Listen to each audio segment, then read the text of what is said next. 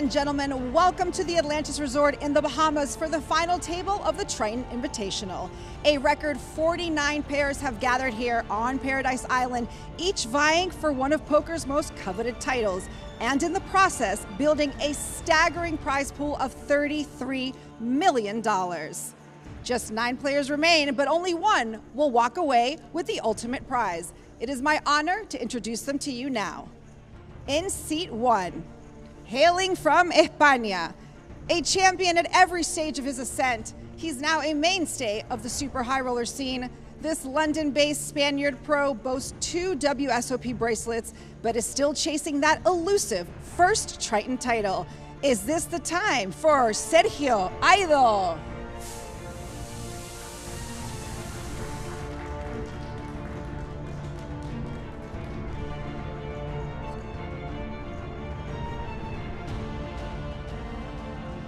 A leading poker coach, analyst, and podcaster, this American pro has a chance to win his 2nd Triton title of the year and 3rd of his career, as well as a maiden WSOP bracelet. Age 38 from Florida, welcome to seat 2, Jonathan Jaffe.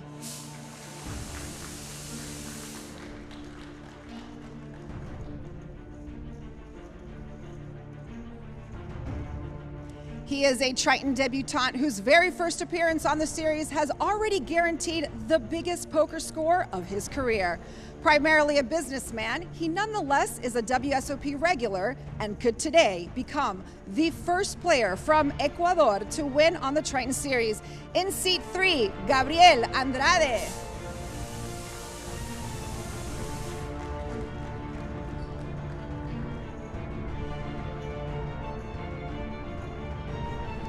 He made his first appearance on the Triton Poker Series earlier this year in Jeju, where he made the money in the Hold'em main event. It gave the American a taste for battle. Now making his first Triton final table, please welcome to seat 5, Kong Pham.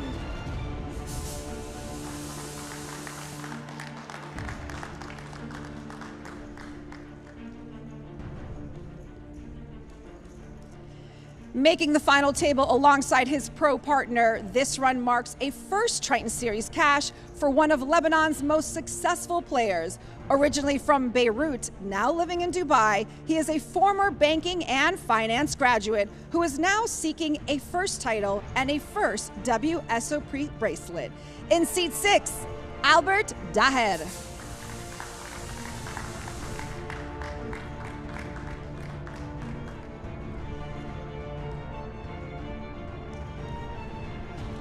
Daher's partner is a 2-time Triton champion who won the 250K in Jeju this year for $3.8 million, and now has a chance to not just set a new career high watermark, but also move to #1 in Norway's all-time money list. In seat 7, Kehan Mokri.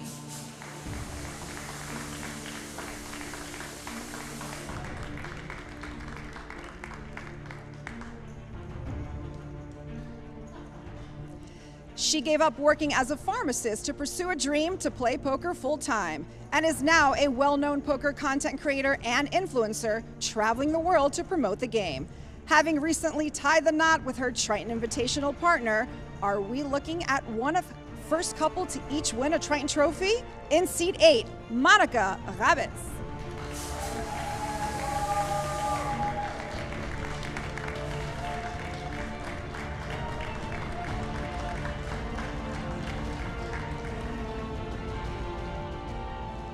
A financial advisor and day trader who is showing how those skills transfer perfectly to the world of high-stakes poker. This invitee is another who has made it to poker's grandest stage alongside his pro. Age 35 from Davie, Florida, this is a debut to remember on the Triton Series. In seat 9, Tyler Staffman.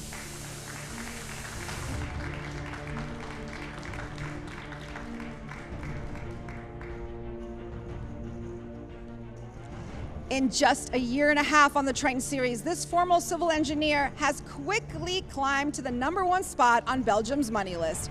Now he has the perfect chance to claim both a first Triton title and first WSOP bracelet. Alongside his invitee, Tyler Staffman, please welcome in seat 10, Thomas Boivin.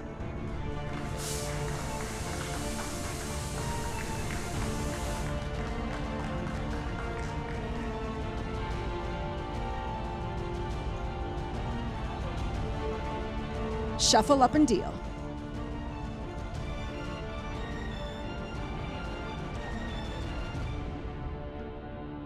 Thank you, Marianella.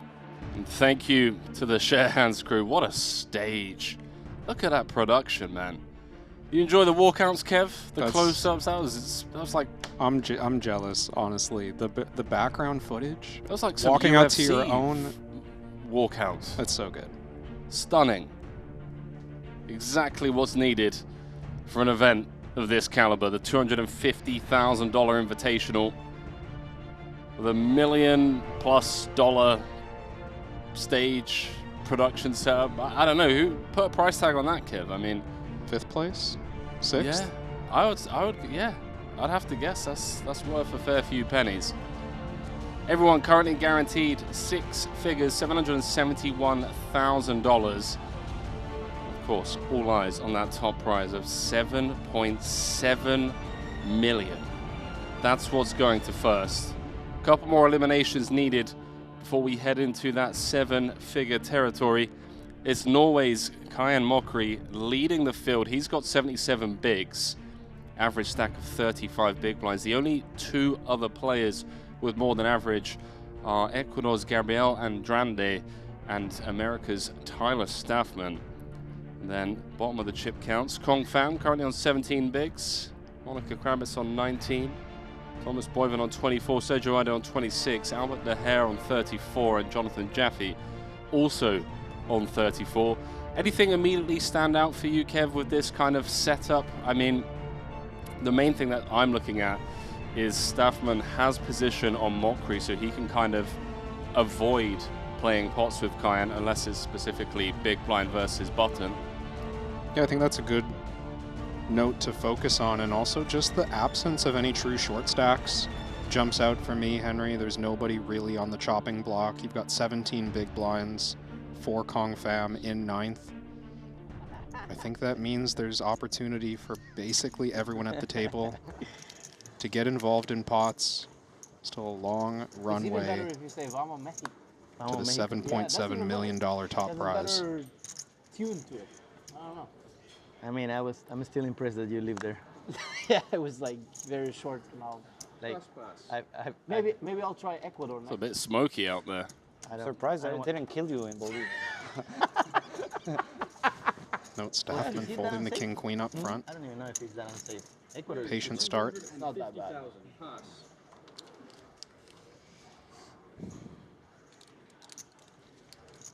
You put Kayan Mokri into any final table, any feature table, you're guaranteed to get some chattiness, some banter. This is a great lineup for it.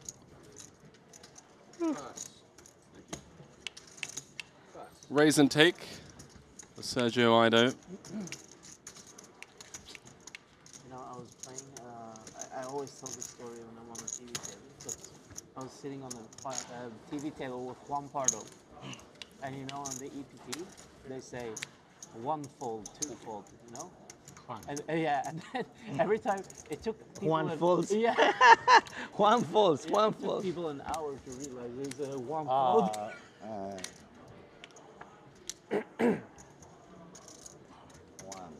One, yeah.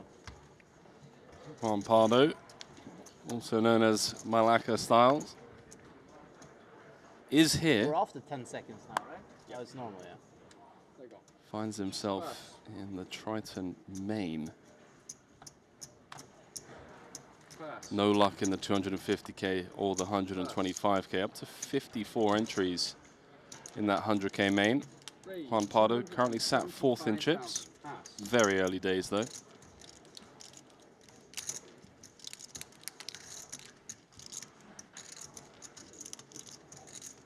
Well, Gabriel Andrade has taken his first open, 5-4 suited.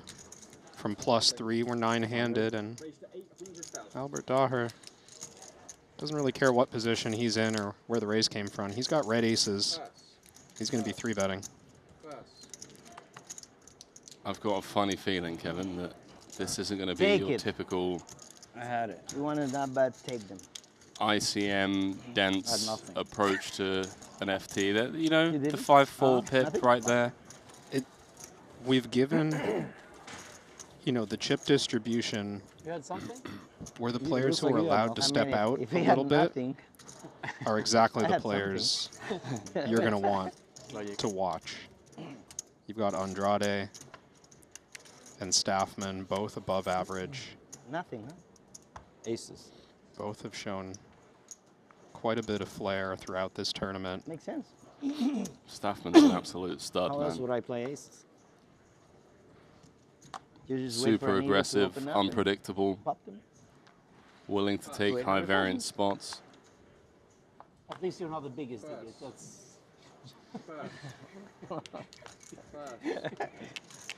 I didn't know you knew each other like that. How about Kong Pham? Was all in, Somehow inside the money. getting all the way to the final table. He was on like 8 Unfortunately, bigs it's a on very the smart bubble. guy. Was sneaking through min-raise steals. I'm an idiot, but I'm lucky. Yeah, that 9s against King's hand once we're inside the money. Spike to 9 on the turn. Stay alive. A little bit of run good. Doesn't hurt.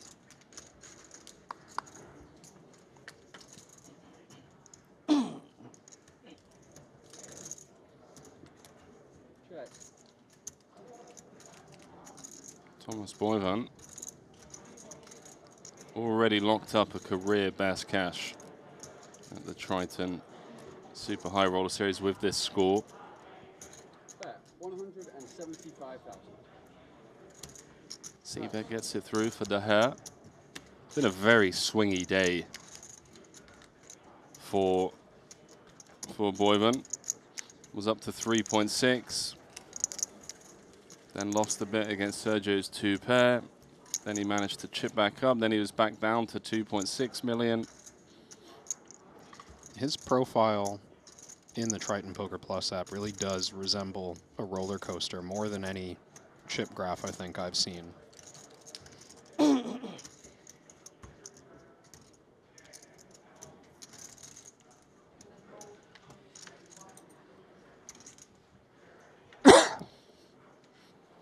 What needs to happen here for things to get really passive, really tight? Do we need Mockery to kind of win a big pot against one of the other top stacks, perhaps?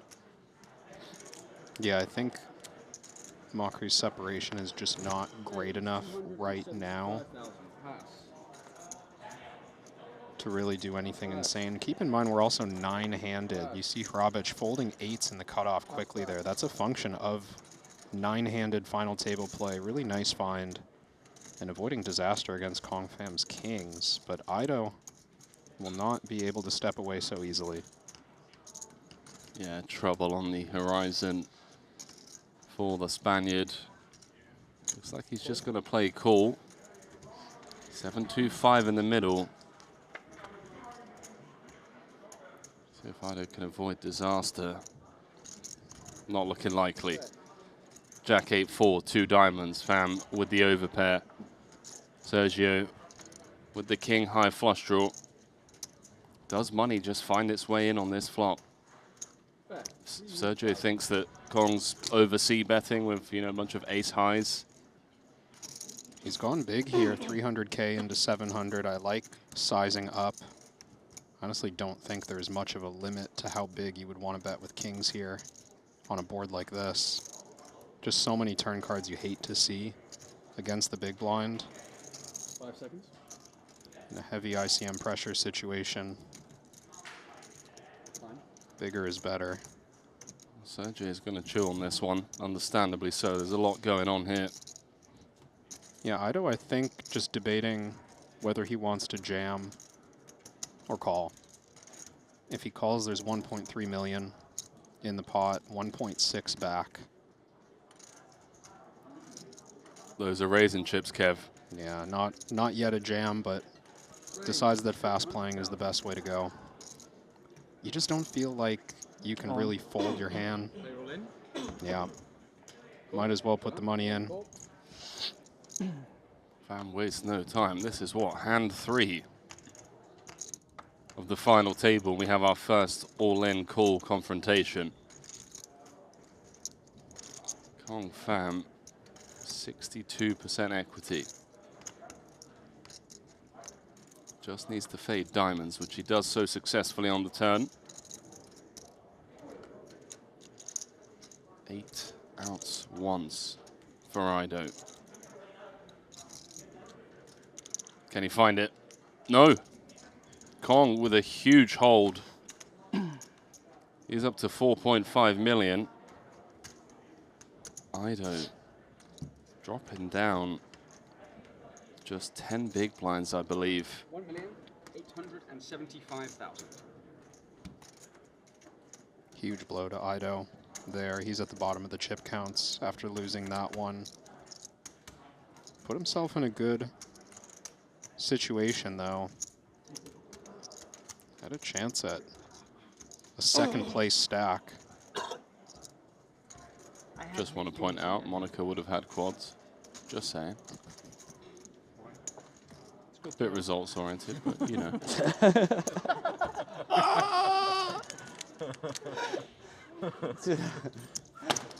Sorry. This will be the last time that I want the money. I want Get a napkin, reality. I get a napkin, please. Fuck. Thank you. That was a nice icebreaker there. It was Yeah. very quiet there. I was afraid to say anything. Me too. I was going to crack out a joke, but then I'm you good. saved me. I got you. I got you. You saved me. Last I'm complimenting Sergio. He deserves it. I don't like this maturing cayenne. Huh? I don't like a maturing cayenne. You don't like it? Do you really think he's mature right now? He held back. That's very not cayenne. Thank you. Trust me, he was dying inside to say it. I know. How did he hold back? Pass. Pass. Raise 250,000. Pass.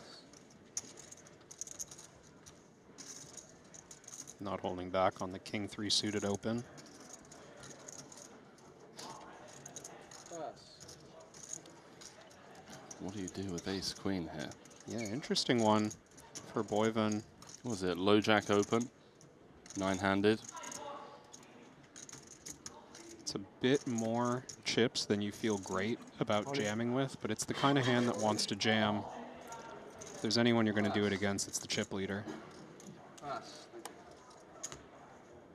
Pass. I don't get through.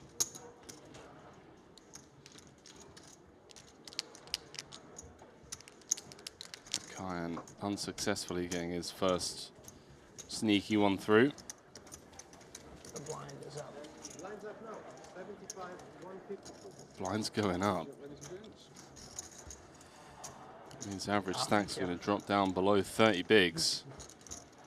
And if you're Sergio Ido, it means he's going to be down to 8 big blinds. So all eyes on the Spaniard.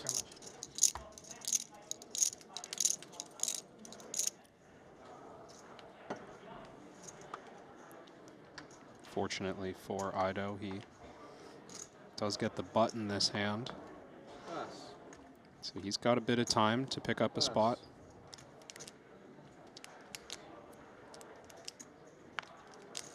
Oh, raise. Raise. Malkry almost put out the previous blind levels raise. Catches himself. Pass. Ooh. Pass.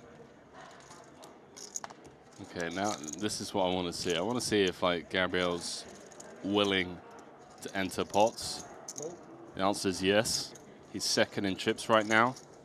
Out in position against the chip leader. He knows the pressure is going to be on.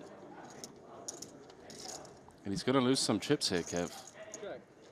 Check. 8-2-5. Walker's got top. Gabriel's got an inside straight draw.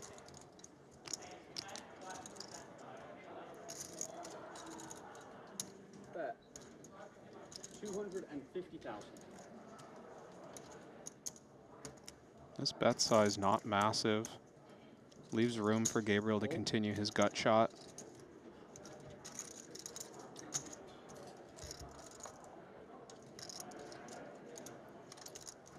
That should be an end of this. Only thing that might Check. extend this hand is the possibility that Mokri checks this behind. It can get dicey big stack versus big stack. You don't want to set yourself up to face turn check raise from any flush. The big blind has basically any 2 suited cards. I think there's some chance he checks behind and some chance he just continues barreling, but on the smaller side. Bet. Takes the latter. 600,000. Mockery's up to 10 million. Boring turn for Was me. it? Yeah. Do you have Jack? What 10? is the gap that you think Jack needs to 10. happen? What is that? Because he's got nearly straight? 2 times the amount of second in chips now. Yeah. I mean, Mockery's got a third of the chips in play. I think part of what you're looking for as the chip leader is a bunch of stacks around that, like, you could double them and they're still way behind. You know, you want enough separation that it's like, if you're going to start open jamming or opening dark on the button, opening dark in the cutoff, you really want It's the so funny, that downside guy. of collision to be Martin. somewhat negligible. But right now, all the way down to 7th place, Thomas Boyven still has 20 bigs. If Kaihen were to double him up, they're almost equal. Okay. So that's still not enough separation to feel incredible about playing every pot. Pass. Let's keep tabs on it. Pass, pass.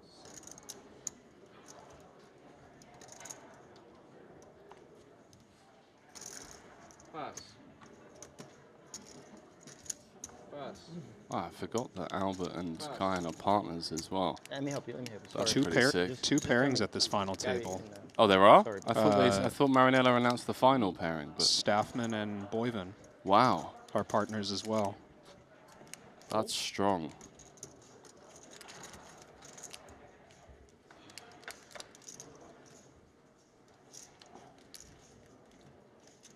Check.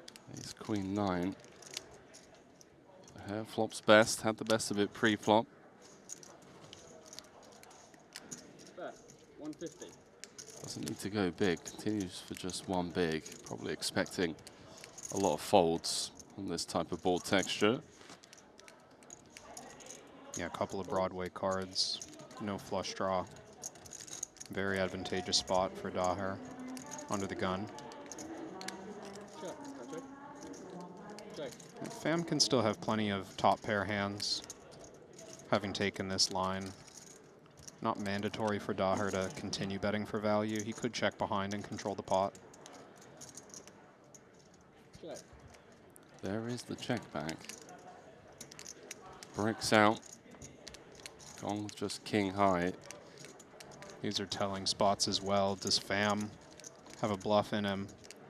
All the other draws have missed as well. He might be aware that Jack 10, 10-8, these kind of hands would also arrive here. Bet. 400. But you just know you're never going to win a showdown with King 10.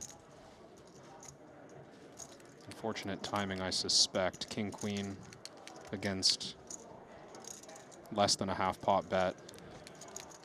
Might even think that he's chopping from time to time. You're usually losing against value, but yeah, Albert's not going to fold. Wow, Albert off to a strong start here. Had the aces not too long ago. Now picks one off. He's up to 6.3. I don't know. I thought not, but Kong had I was other an ideas. honest poker with you guys. Now you guys are fucked. So Mokri closely observing that pot. I don't Yeah. think he's... They won a big pot. They ran a sick bluff. Made an epic hero call or an epic hero fold. Or it might just be your personal favorite in terms of personality, character, whatever it is. Let us know. You voted yet, Kev? Or are you gonna give it a little bit of time? I'm locking that in right now. I don't think I'm legally allowed to tell you who I vote for, though. I don't want my ballot to get thrown out.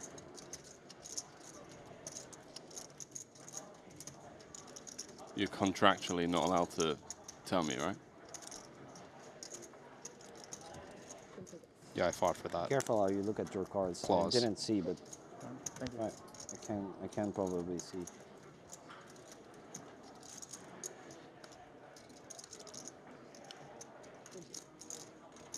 Limped pot here. Blind v blind. Beautiful looking 9-8 of clubs. For Albert. Kong's in trouble. Blind v blind, both players with a pair. It's tough to make pairs in Hold'em. I like to call it a modern day cooler. The hair fires out. Fan with the mandatory call for at least one street. Yeah, I like that Pham didn't overplay this one by leading out.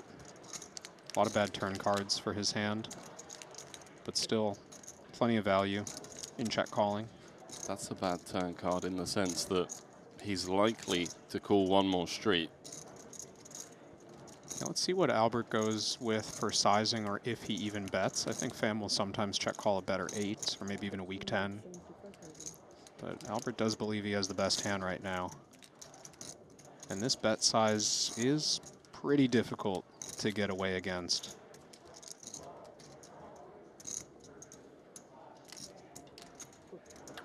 Kong's in trouble. The deck dealing him a bad situation here, maybe on this river. The straight completing, flush completing 9 of spades. You can get away from it. I'm also thinking maybe he has savagery on his mind. Yeah, Pham has not checked yet, and he does have a spade blocker in hand. It's the kind of situation where if he had Queen Jack, or if he had spades, he might activate right now, concerned about Albert checking behind a 10. Kevin has thrown out two time extensions. I mean, Albert has improved to 2-pair here, but I believe it was also Albert who folded 10s and 7s on day 1 of this tournament to a big river bet, recognizing that it was a bluff catcher. I don't know that this spot is all that different, but front door diamonds have missed, and that looks like a real problem to me.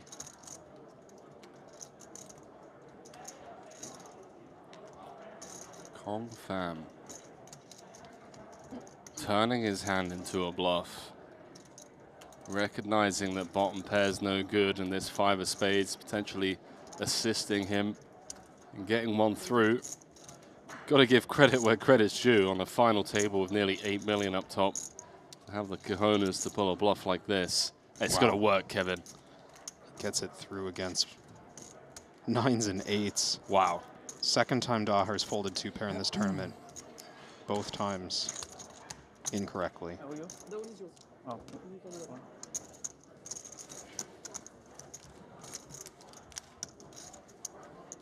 I think it's officially time to say buckle up, ladies and gentlemen. It's going to be a bumpy ride. This is going to be a high variance final table.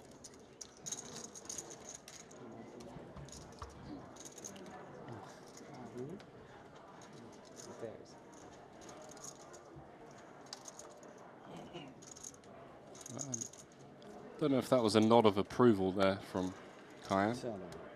Sort of just like a, oh yeah, 2-pair. Oh, that's okay.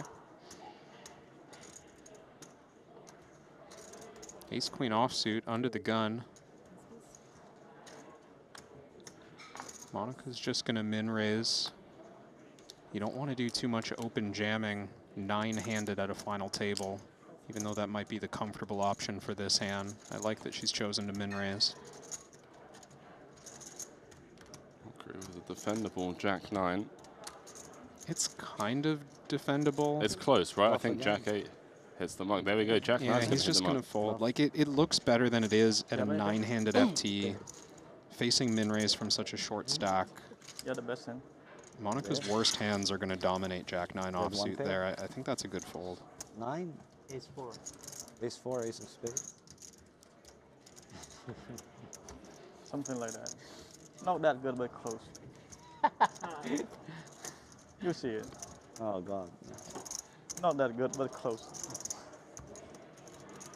So for those of you just waking up, those of you just joining us, Nikita Badziakowski out on the final table bubble. You agree with your pair, huh? You agree with your pair? Lost the flip, ace 10 against Mockery's 9s. Here we are, 9-handed now.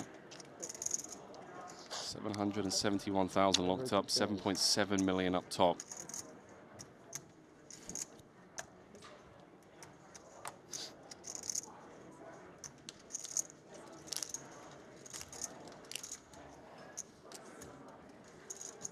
There is Mockery. Bottom of range. Yeah, but blind versus blind against the shortest stack at the table. This is one of those spots where you don't open fold anything as the chip leader. 400. Small raise is the classic choice for such a trashy hand. You don't want to open jam 8 deuce off. But that's just great spot awareness. Kahan. I just wanted my blinds back. Yeah, it's fair. I cannot be blind.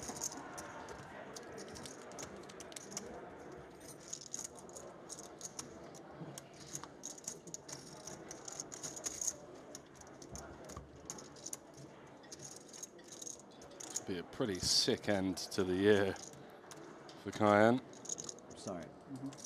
Fresh off that victory in Jeju just a couple of months ago, where he picked up his second title. Bricked every event he played other than the 150K, which he won outright for 3.8 million. He just gets it done when the stakes matter. He does. It was the same in Monte Carlo 2024. Bricked everything, but shipped the 30K. And that's the thing or two about these invitationals. Final table, the 250K in London, came 8th in that one for 860,000. We'll be looking to go a few spots better in this.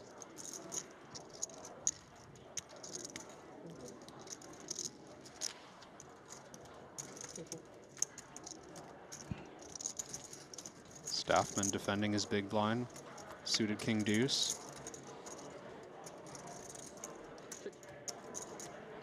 Well, not only has he flopped best, his opponent has a hand that was likely willing to put more chips in the pot. Jaffe, I've commented before, is someone who checks behind in more spots than most players.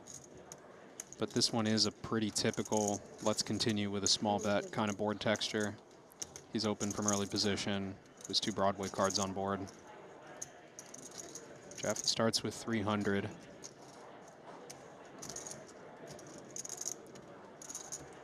Couple of Florida natives squaring off in this pot. May not be their first confrontation.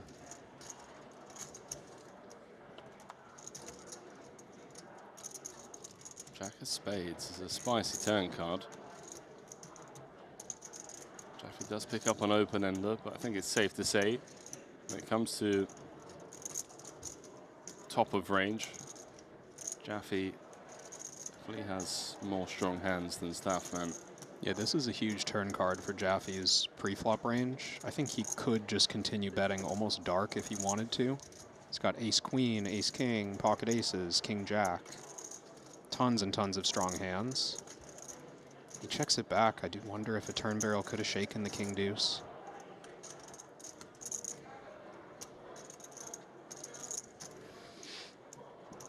Staffman with the check mark.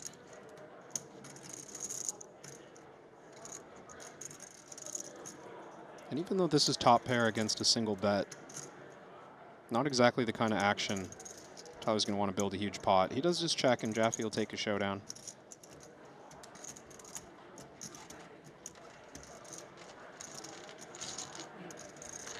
So no bloodshed so far. Excuse me. At this final table. Biggest pot of the day was between Sergio Ido and Kong Pham. Pocket kings for Kong against Ido's king high flush draw. Bricked out, and Sergi's down to 8 bigs. He's going to be in the big blind a couple of spots. Houston? How long you been there? Forever. 2001. Okay. Yeah. Nice city.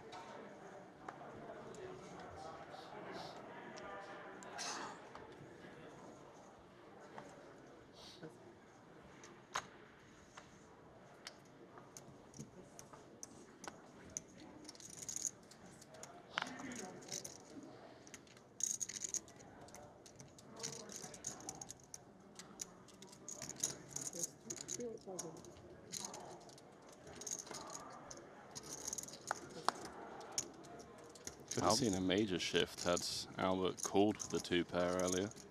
That would have been huge. He would have been very close to Mockery's stack. Daher's continuing to play quite aggressive. Let's see if Boyven recognizes how wide Albert's opening range has been. Because ace-3 suited is, yeah, nice find. Like, it's a hand that could flat and it could jam. And you want to be pretty sure that your opponent's opening light. If you're just going to jam, Albert has chips to call there with a hand like, you know, ace-10 or ace-jack. So there is some risk. Really important pickups when you're near the bottom of the leaderboard.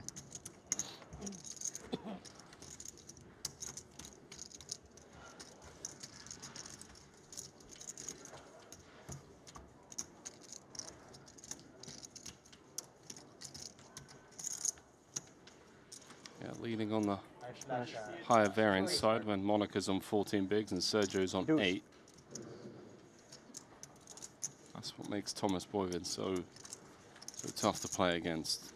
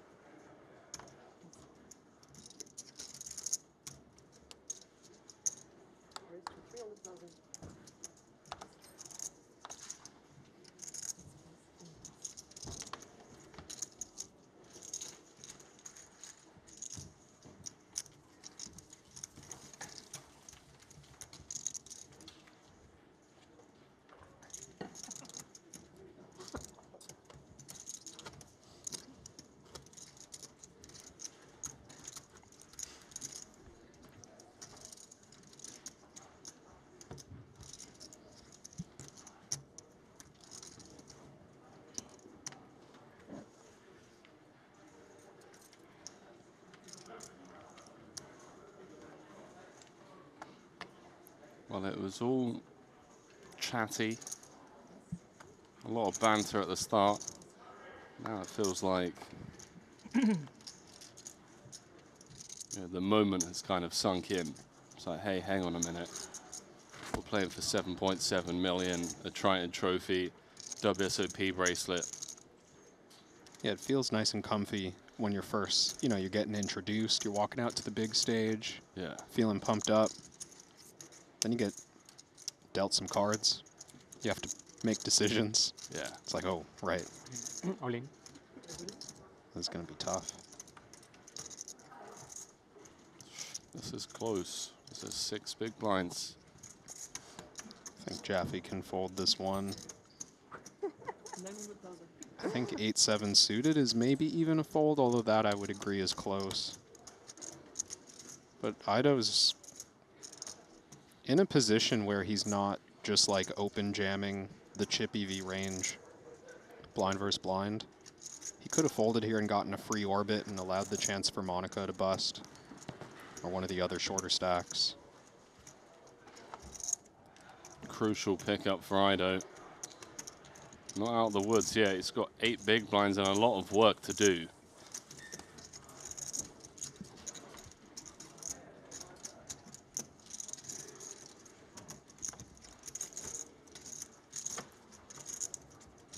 What do we think, viewers? Who's going to take this one down? Who do you see closing this thing out? Get involved. Get involved in the conversation on socials. If you aren't already following us on Instagram, on Twitter, make sure to tag us if you are putting anything out on Twitter. Both Kevin Rabichow and myself, Henry Kilbay, would love to engage with you all. And don't forget, cast your vote over on the Triton Poker Plus app for your player of the day. This Kong fan raises things up and gets 8 folds behind him.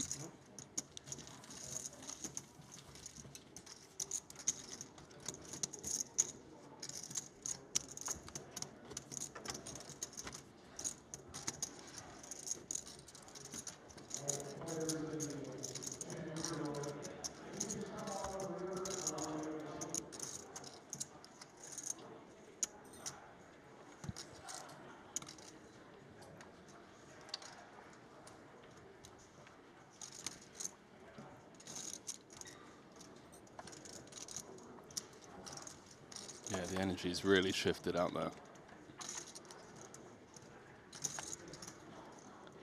See if Mockery wants to take this one. This is a chip leader special. Just any raggedy ace from any position. He's feeling like he's got a big enough advantage to take these kinds of plays, but I don't think Boyvin's going to allow it. I don't know, with 23 bigs, he's all in. I feel like Boyvin's going to be out in 9th or win the tournament. There's going to be no in between.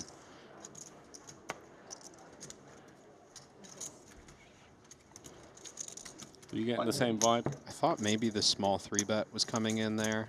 I think 10's obviously just some hand that Boyvin wants to play, even from the hijack against early position. But I know what you mean. There's that fearlessness to his approach that makes it seem like, okay, well, if I get dealt a hand I'm going to bust on, I'm just going to go. We're going to bust in 9th. Yeah, live by the sword, die by the sword kind of situation. Was it not long ago that he came 9th in another big one? Yeah, the 150K in Monte Carlo last November came 9th as well. I remember that one. I think that was the Gambledore It was. era, and he was just on the big stage, similar vibe, biggest spot of his career, and it lasted about 3 hands, I want to say. Yeah, but in Boyvin's defense, he turned trips and Gambledore just rifled it in with a queen high flush draw. I forgot what and the he hand had was. 6 outs, so just like, okay, Gambledore. Yep. And Boyvin was like 3rd in chips. Gambledore was like 2nd in chips. It's like 35 big blinds each. And Boyvin was just like, okay, cool for chip lead. Oh, Yeah. okay. You just spiked your 6 out on me.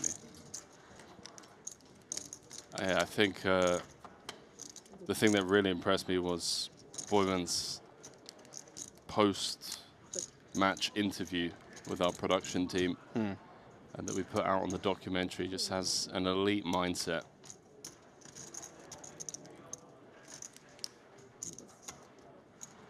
It's like 100? Preparation meets opportunity that kind of good? thing, and you know he's ready. He's confident in the hours that he's put in Ace-3 of clubs? behind closed doors. It's only a matter of time. Mentioned earlier, he's already having That a is great correct. year I don't know. outside of Triton. Put together quite a performance at the Maybe World everybody Series. is lying. Maybe everybody's saying the truth. Listen, past but summer. the truth will come out. That's all I can tell you at some point. That's all I can tell you. I'll come. 3rd place in the 100K Wow. for 1.2 million. I know you both. Followed up by 3rd in the 250K for 2 million. I told him yes. Huh? He asked me. We told the truth, and he didn't believe why he asked, right? I'm playing this final table with a friend. He opens my big blind, the first hand of the final table, and I 3-bet him, and he folds. He says, "What do you have?" I said, 7-4 off. And he goes, okay, whatever. Tell me, what do you have? I said, 7-4 off. He says, shut the hell up, or just fucking tell me. Or don't tell me, but don't lie to me. I said, okay, man, that's fine. I had 7-4 off. I want to check back.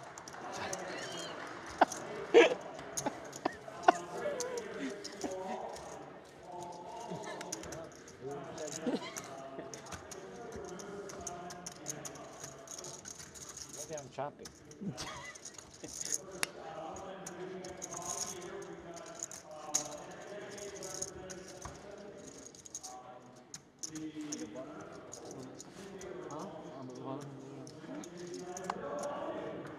Is it in the money? Yeah. Oh, right. It's 3 million first. Oh, that's the one from yesterday. Yeah, it's 3 million. 3 million? Yes. Yeah, we're talking about the 125K that is currently running alongside this. Down to 12 in that one. US's David Coleman out in front. Martin Cabral, Punat Punsri, Daniel Rezai, Bryn Kenny, Patrick Antonius, all still in the hunt. That 3 million top prize.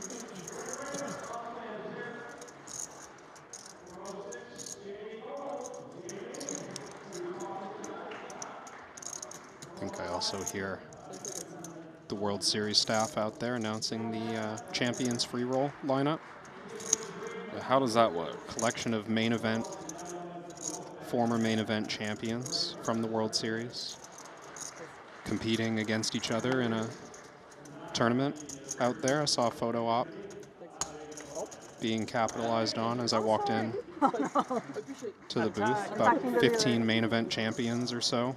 How does it work? Is In there the like room. a top prize? Or you've shot yourself in the foot here, Kev, haven't you? You've only got half the information. King Kong.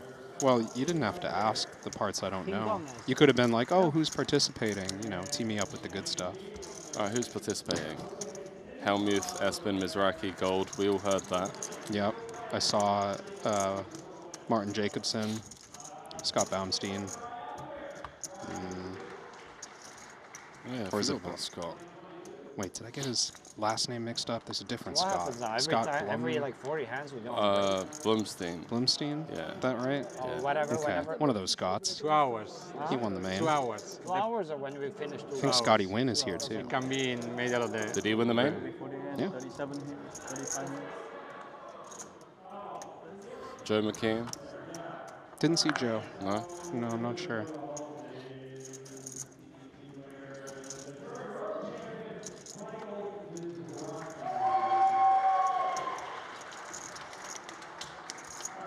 Well, they're down to 3, by the way, in the 10K Super PLOS or Plossus PLO.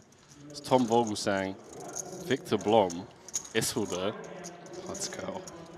and Tom Asian. That'd be sick. See Isildur win that. 281,000 locked up, 609,000 to the champion.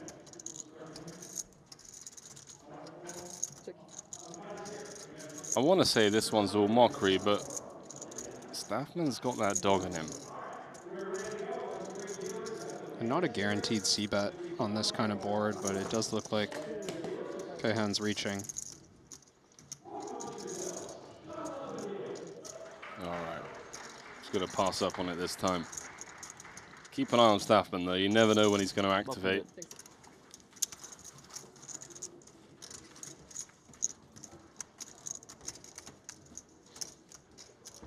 So that's like a 15-man sit and go, is what you're saying? Yours? Yeah. I believe so. Change? Oh, you didn't. Not listed in the app by, as far as I can tell. So is there a prize up top in Now that? that I think of it. Yeah. So I'm just trying to, oh wait, it is listed in the app. I just had to filter for satellites. So I've got a question for you. Mm-hmm. So if you had a piece of someone that won the main event, and then hypothetically, of Yeah. course, Yeah. and then they won the main event, and then by proxy of winning the main event, they got invited to this invitational thing where Yeah. there's, I'm assuming, cash prizes. Are you entitled to a piece of that, or how does it work, Kev?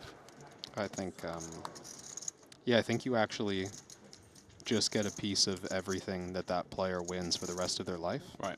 That's what I thought. Because it's all part of the butterfly effect that started by them winning the main. That's, I mean, I couldn't agree more.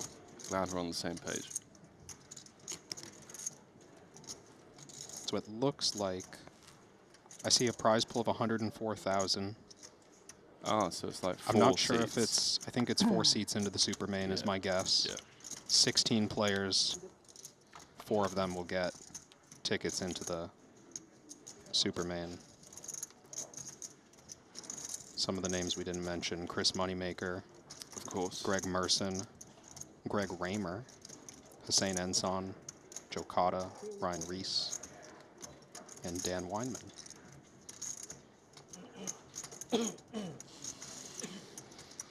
Boyven defended his big blind here against Kong Pham, and he's flopped quite well. Not necessarily a spot he wants to check raise and get stacks in, but potentially a spot to check raise and clear equity. Unlikely Pham has a 6. But Boyven takes the conservative approach, check calling. Let's see if Pham wants to go after this turn spot. Oh, quick shutdown. And hello. The Triton ace. Ace of spades on the river. Gonna send this one to fam.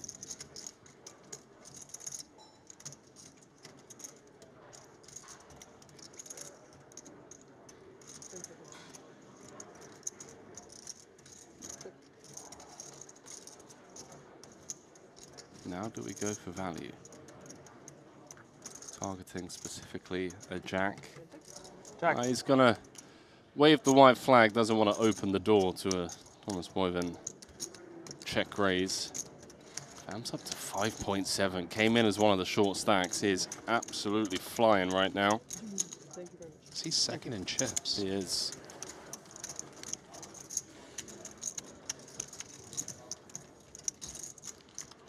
As Pads would like to call it, he's cooking on some serious gas.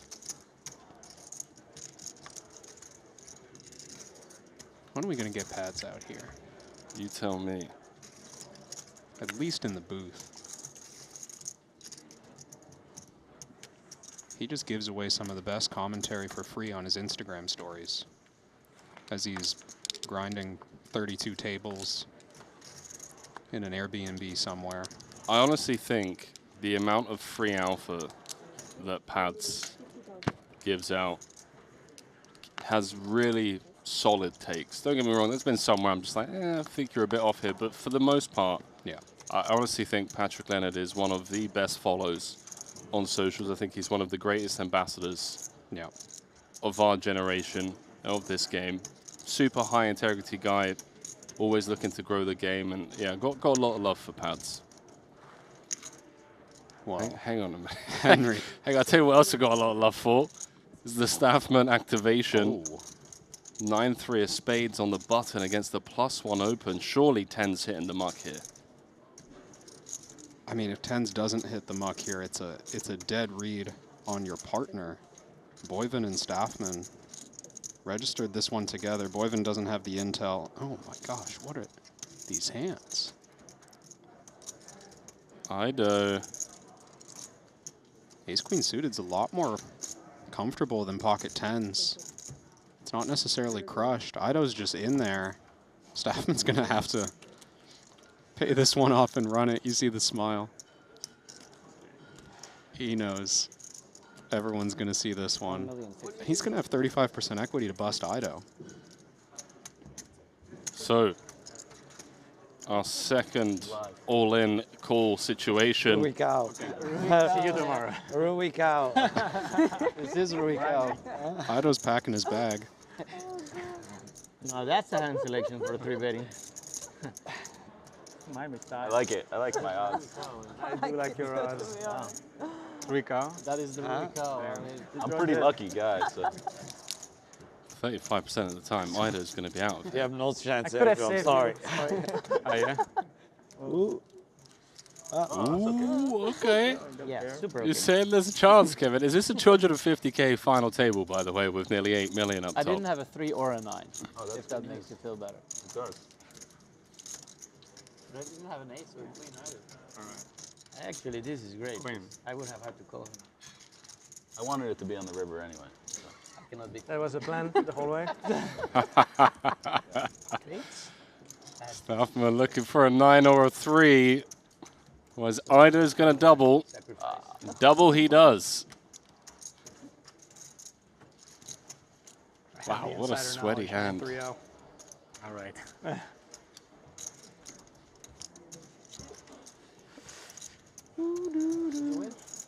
No. He saved me. He saved you?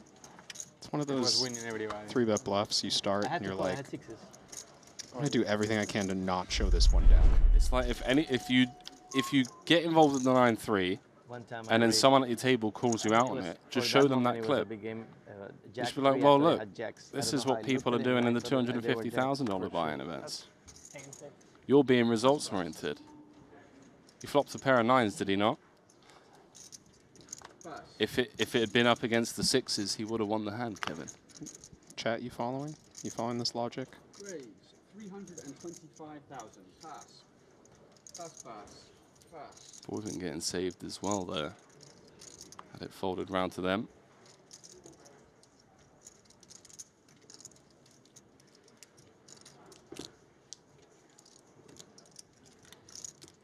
Boyfriend got saved. Yeah. I mean, the money would have gone in tens against ace queen, right? I suppose so. He 3-bet jams. Ido calls it off in the big blind. It'd be a weird spot for Ido facing jam. Player behind still left to act. Ya tenía que ser Nostradamus para saber open 3-bet. Ido's up to 18 bigs. Kind Mockery has more than double second in chips, average stack of 30 big blinds.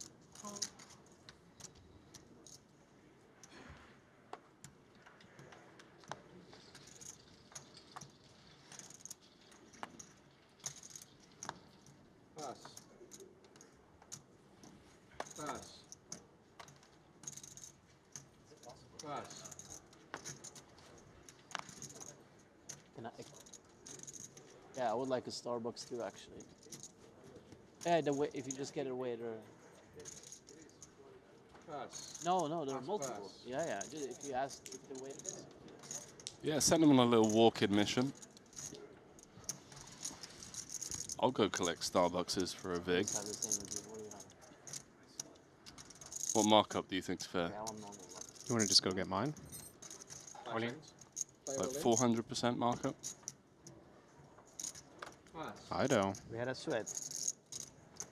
Just going to open jam the button. High pressure spot on him. I wouldn't have liked it. I wouldn't have loved it. Covering Andrade in the big blind. 10 of diamonds first pool. Yeah. With soy on it. Flakes. And some caramel. You have some 9s there. 100, 200? Yeah, of course. Great shot there of the trophy and bracelet. Side by side. As the blinds go up. Mr. 1 in 200,000. Yeah. You couldn't, nobody could beat you. It was like, It is getting expensive. I won every. You won every other. Blinds do go up on a Before that, I per was hand 2 days, basis. never have a Saw someone stack. I asking was before bottom 10 for like in the chat. They're 13 not using a hours. clock. Yeah, it's not fun. And then you had cards, yeah. 19 hands per level while they're 9-handed.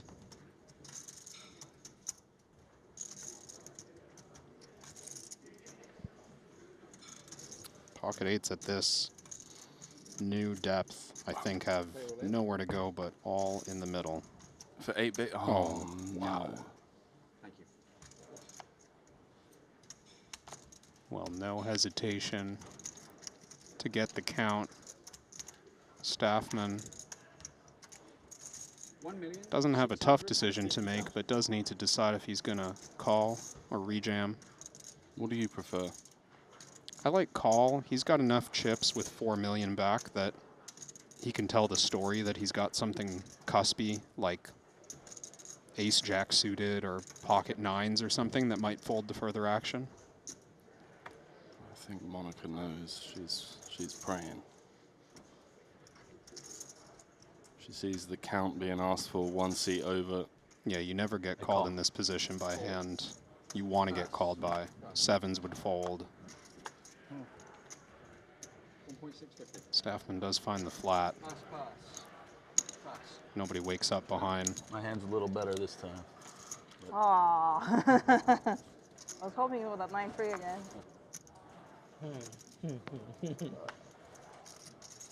If it was Not 9-3, I would call looking solution. great for Monica. I would call somebody that knows somebody that knows somebody. Okay, Ecuador, we got it.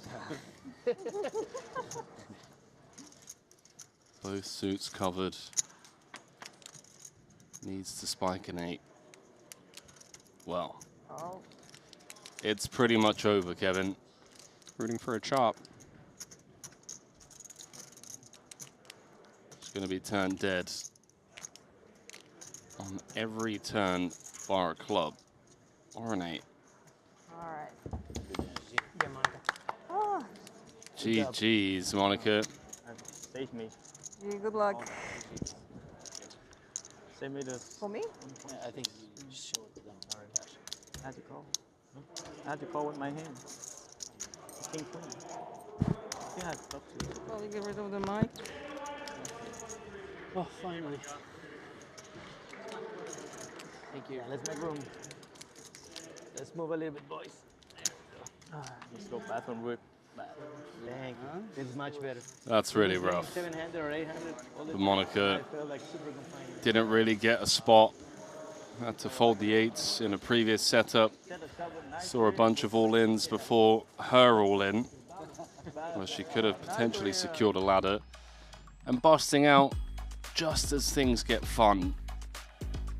771,000 for her efforts, career best score. But yeah, that one's going to sting for a bit. You know, you want to be in there with 7 left. So, with that, we're down to 8, 967,000 locked up. It's okay. Food order. Pass. You have a...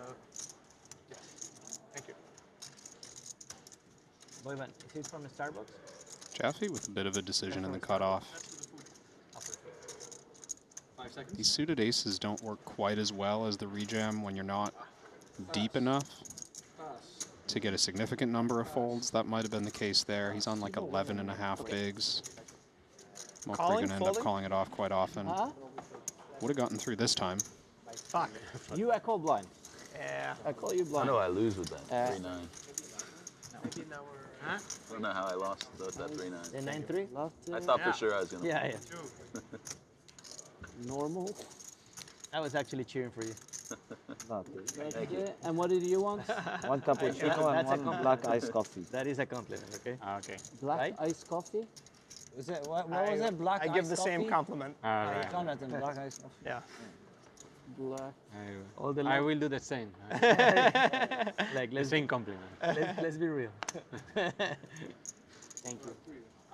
Ice latte, normal latte. Staffman's still showing some nice discipline, even though we've talked about him going after these pots. Sometimes recklessly. I have cash. What do you need? Just folded 6s up front. Yeah, I saw that. It's a good fold at an 8-handed table. Can you put a cappuccino, please? I got it. If you No, we'll do it. Play roll in. Opens the door for Jaffe to jam in the hijack. Just 11 blinds for him. Pass, yeah? That'll get through. Pass. That's pretty absurd. Fold, yeah. The blinds got up to big blind 200k. Average stacks dropped down to 25 bigs. And 9-3. now for the first time, Kevin, it feels like we have a setup where it wouldn't shock me Fair enough. if we go from 8 to 5 in this level. Like, Sergio's got 15 bigs. That's an open jamming stack in some spots. Yeah. Gabriel's got 21 bigs. He's in 5th. That's a rejamming stack in some spots. Like, it's not going to take much now that the blinds have gone up for hands to collide here. No, it's true. A number of those players have already put themselves at risk, just not gotten called. But Boyven's been all in multiple times. Jaffe was just all in. Ido was all in a few hands ago.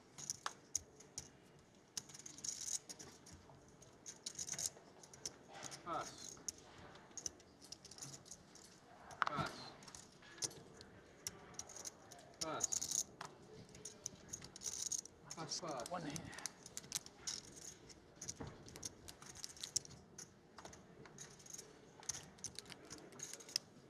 Pass. Ugh.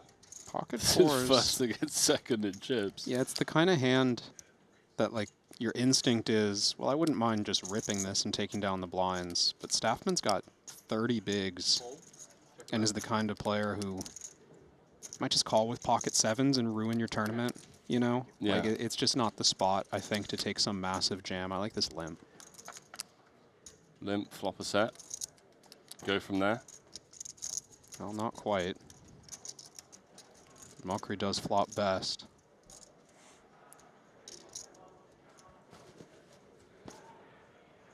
Check.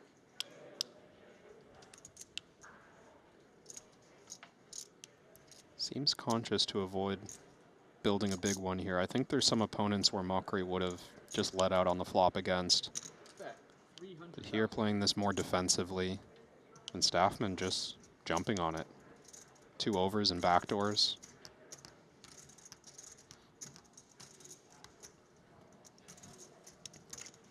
Ball's not going anywhere. 1.2 million in the middle as everyone else watches on.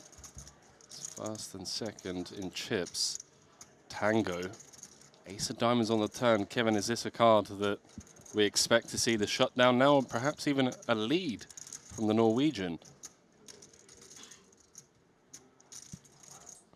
I don't expect the lead, even though the ace kind of misses Staffman's range.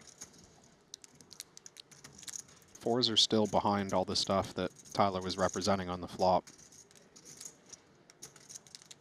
The question really is, does Staffman view this as a good opportunity to keep pressure on, or does he see the ace as improving Cahan's check call range on the flop? And he seems to agree that that's more the case.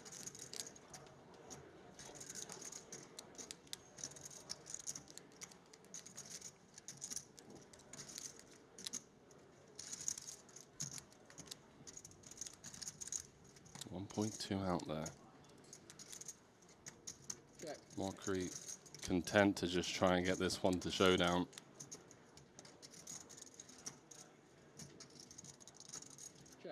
Yeah, Tyler's not going to take the bait. Mockery's up to 12 million.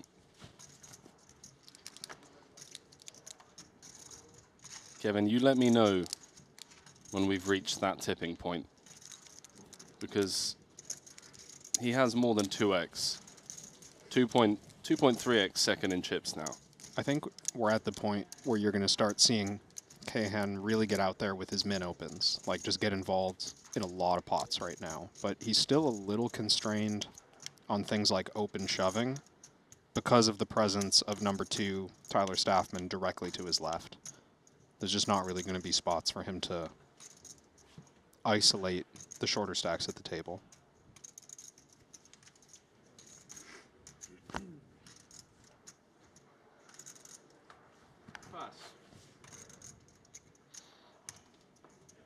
Three-bet jams, on the other hand, maybe, you know, might see some of that get introduced.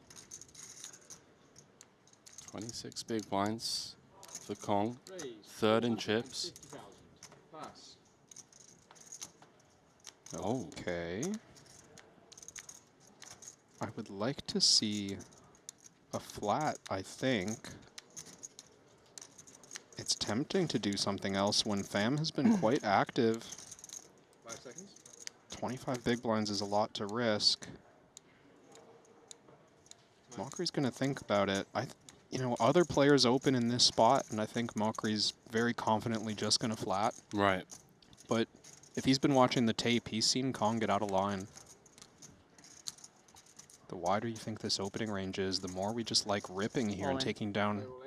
Wow. This is going to be for the chip lead. This is going to be a massive flip. He's already called. Call. We are off to the races. Good luck calculating how much this pot is worth in EV, Kevin. I feel good about the 9s again. I mean, I could try, but I'm just not going to. I don't feel like that was the setup. I don't think Kyan has lost a single time he said that he's felt good about his pocket pair. You got the song ready? No, I don't do the song for Kong. Oh. You heard how that rhymed? I'm a poet. 11 million chip Not pot. Good start. Ooh. Ace, ace, 7. Kyan with the prepay. Queen on the turn. Changes nothing. Needs to find a 2 outer. Otherwise, he is no longer chip leader. Oh my word. GG. Nice play. Wow. GG, Kong. Yeah.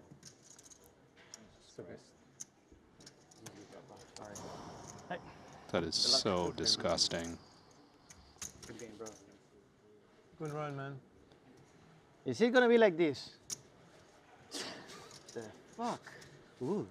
That was brutal. They're reavers. Let that one sink in, guys. Yep, he runs bad, he says.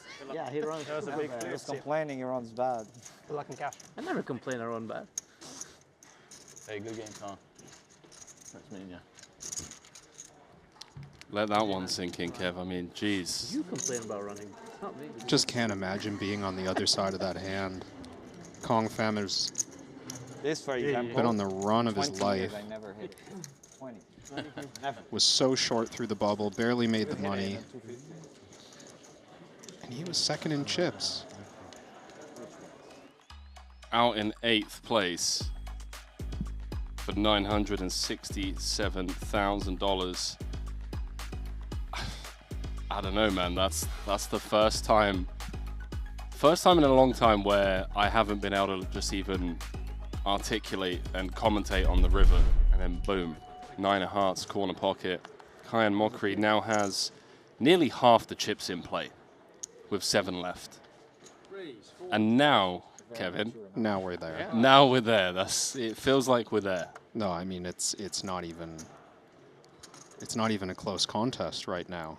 Kyan has 4x Tyler Staffman, who's in second. Everyone else has below average. Average stack 29 big blinds. With that elimination, they're all guaranteed 1.3 million. You always make me happy, Cam. It's an important pickup there for JJ.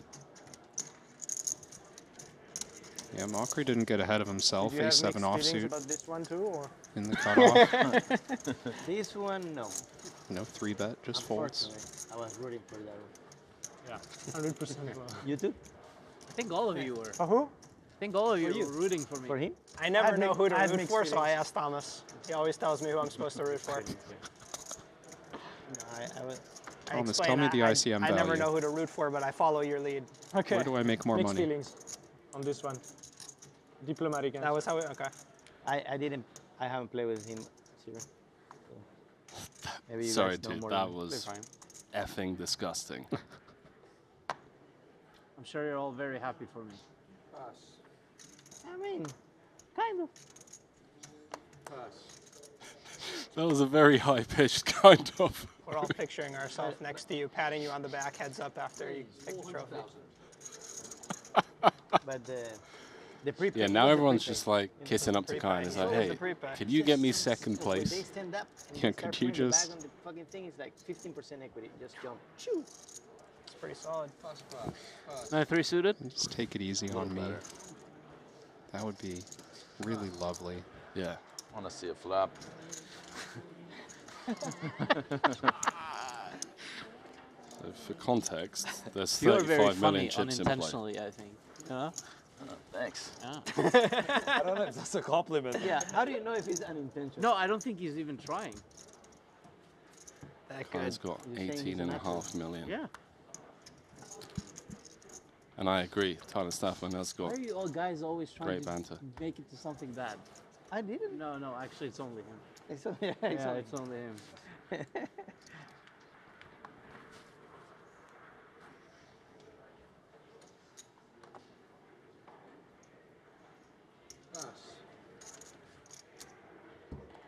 Maybe it's obvious, but it's such a good feeling to be runaway chip leader in a big tournament. Like, nothing tops it. Mokri just on cloud 9. Opening 8s here. Gabriel's going to take a flop with ace-4 off. Dangerous. Fringy, dangerous, but he's in there. Complete whiff for the ace-4. Bet 275,000.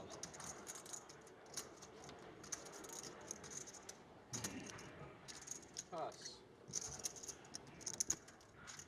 19 million. How long is it going to take for us to get down to 5-handed? To get down to 4-handed? Because these guys know that they're going to have to fight back if they want to even have a shot at the title. It If is they leave it up to interesting. this man, he's just going to be the runaway train all the way back to Oslo with 7.7 million, a bracelet, and a Triton title. It's a weird setup because the other 3 pros at the FT are 5, 6, 7 in chips. Boyven, Jaffe, Ido, all at the bottom of the leaderboard. They might all have that kind of mindset, like, well, maybe the invitees are going to push back a little more than they should. Maybe I can kick back and wait and get a couple of pay jumps. If that's the approach that they take, as you see Ido open folding King 10 in the cutoff, then it could take a while.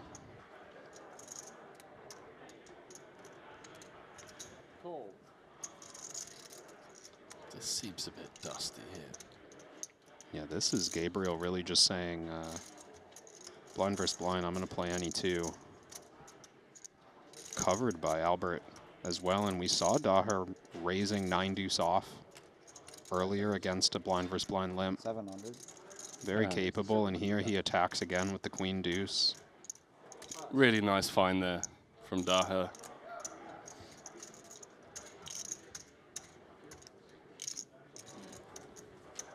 Let's not forget that second place in this tournament is 5.2 million. Dude, this might be the pairing of the century. If Mockery and Daher go 1 and 2 and just collectively take home 13 million in the same tournament. Almost 13 mil between friends, eh?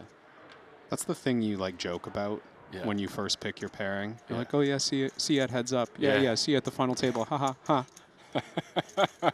As if that'll ever happen. 3 days later, here we are, 7 left. Oh, damn. 2 pairings still in the mix, by the way. Mockery and Daher, and Staffman and Boyven. Sergio's got 7s, 12.5 bigs. Awkward spot. Looks like an open jam. Ido does not want to leave the door open to take flops, to get 3-bet shoved on. He wants maximum fold equity. And well, ace jack feels like a qualifier to me. We're not loving it. Is this bottom for you? I think it is. It's 12.5 big blinds from the hijack. That should contain, I want to say, any suited Broadway down to Jack 10 suited. Definitely ace 10 off. He makes the call. Mockery's going to get out of there. We're off to the races. Spain's Sergio Ido getting it in good with the 2 7s. That's all he can ask for. One of the biggest flips of his career. 1.3 million locked up, 7.7 up top.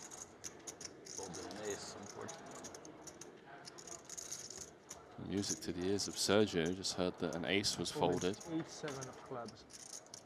So that's pretty. Doesn't stop the jack from appearing, though, does it? You folded an ace, did you, buddy? No, that's helps. No worries. I'll just take the jack of spades, please. All the super outs. Yeah.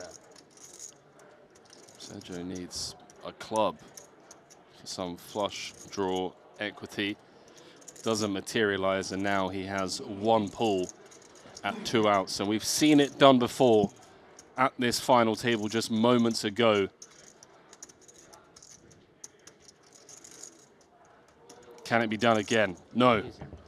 Sergio's out of here. We're down to 6. Un placer enorme conocerte, hermano, y ahorita nos cambiamos el teléfono. Sí, claro. Cualquier cosa. Yeah, GG. Good game. Luck. Luck, bro. Good luck. GG, Sergio. I love the sportsmanship there. Just immediately goes around the table, handshakes for everyone. Just enjoying, Do a break after this. enjoying the moment and the opportunity to play on the biggest stage in the world, and who will head to collect 1.3 million for his efforts. Now you talk about people who have been at the top of the game. There aren't many that have been there for as long as Ido has. Think of longevity and consistency. Great to see him showing up in 2025. And we're down to 6. Everyone guaranteed 1.78 million. It's a one-man show. Kai and Mockery at top of the chip counts with 93 bigs. Second in chips, Albert De Hair with 36. Bottom of the chip counts, Jonathan Jaffe. He's got 14 bigs, as does Thomas Boyven. The setup now really could not be better for Mockery. Next in chips to his right, so he gets to see Albert's action. 5 out of 6 pots before his own. Yeah. Like right here, I'll just. Yeah. Is it me? It's also Thank you. kind of peak ICM 6-handed. The next few pay jumps are relatively flat, which means that surviving one jump, if you've got 14 big blinds or 17 big blinds, is just massive.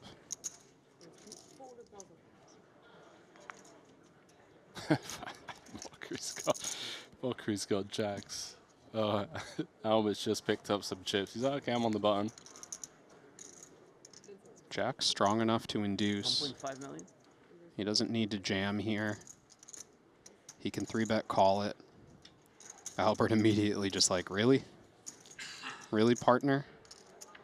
This is what you're going to do? I don't think Albert can really take a flop here, as good quality of a hand as 6-5 suited is. We don't want 20% of our chips out there trying to navigate against the chip leader. No friends at the poker table, Kev. No. Even if it is your invitee. The good news is he didn't have a 3 to show. I'd prefer not to. What did he do with that? I don't even. No, it's just his hand. Oh, that's the hand. He loves that hand.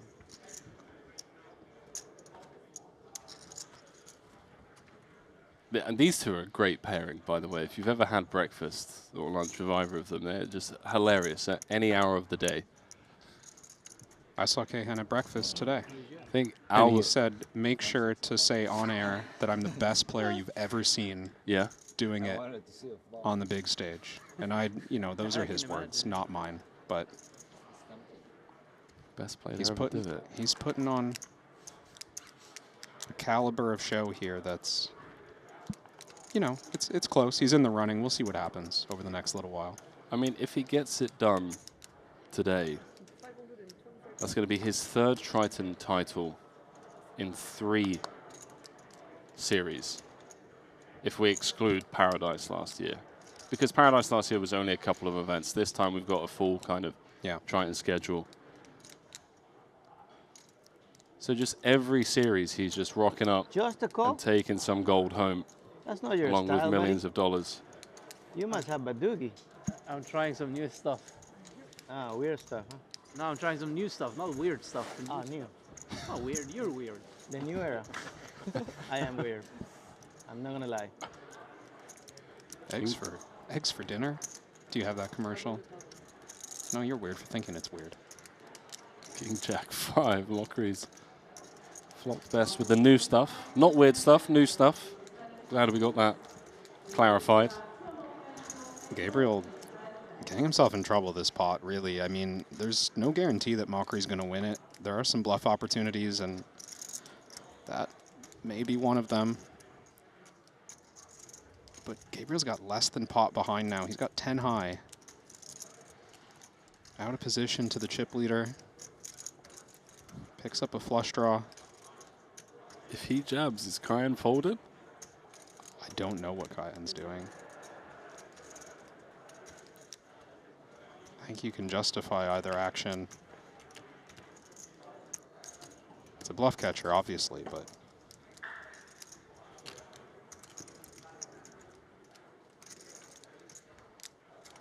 don't do it, Gabriel. Don't do it. Oh, he's done it. We're going to find out. Oh, Mockery's folded. Some weird stuff right here. Yeah, I believe you. Oh, no. You want to see one? No. I'm going to show it to you. No, he says. Oh, no. 8 of spades. Yeah. Ace of spades. No, I'm not gonna show you that one, buddy. That one will be mystery. Well, you see Mokri's I told approach you, they here. will never call me a pussy. Not trying to get into the murkiness. Close spot, it's fine. I love the atmosphere at this final table. It must be the most unserious final table of all time. All-in players could not lose on the bubble, and they can't win at the final table. Exactly. This has been insane. It's on you, Gabby. I know. Okay. I'm just happy he didn't call. Still taking it in. He got away with one there. It's all those chips, and he's still a pussy. I didn't call nobody a name. I said I wasn't one. It was implied, right? All in? No. We don't know what he had. He might have had 10 jack over there. I don't know. It's true. Tyler, opening into 2 short stacks. He's just going to rip the ace. He knows how to go with that. You might have. One friend told me one time, sometimes you have to empty the clip. He was right. Was he speaking metaphorically? Well, he's from Texas, so in Texas, what nothing. Houston is real empty the clip. I don't own a gun. I don't touch guns. But in Texas, friends of mine have rooms full of guns. This is not a joke. Yeah. This is Passion. Yeah. Some people are just hoping some thief comes in the house. Yep. Legit holding here for Mokri. Looking up at the board. Thoughts of open jamming. He pushes those aside for now, though, and min raises. I feel like you want revenge, so I really hope I make a good hand. Oh, Just in you're case, going to be I'm gonna let you disappointed have when it. you see those. Just in case. Oh, 1 pip up you call. Just One in pip case up is I- a 3-bet. Yeah.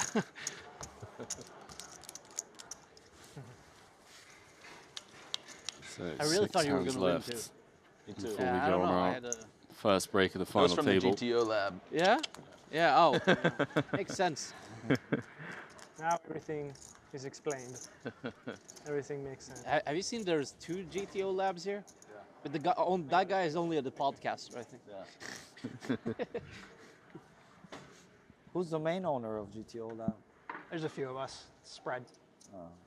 There's a few of us. You're an owner too? Wow. Founder. Co-founder. A few of us too.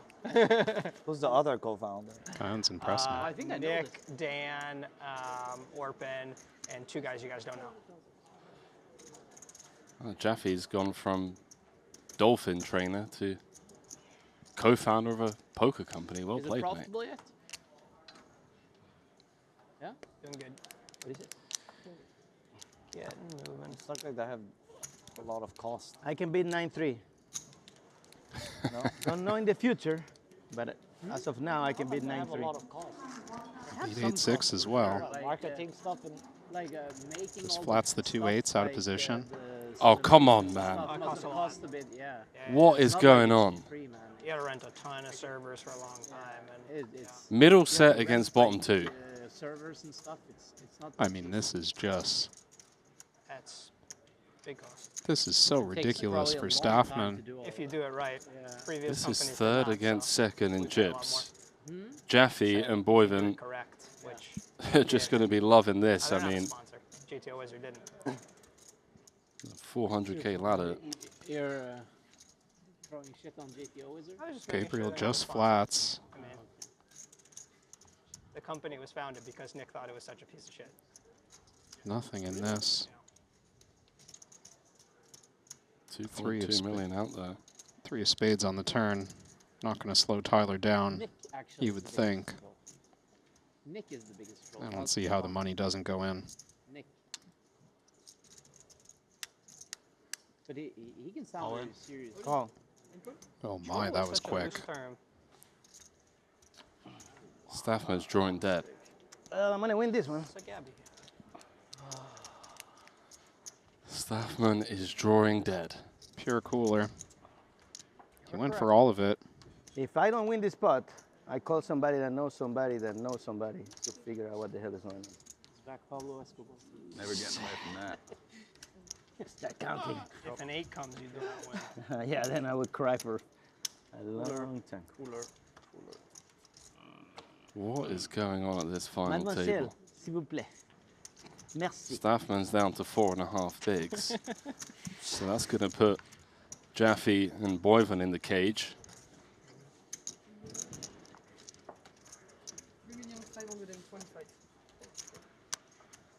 Vamos!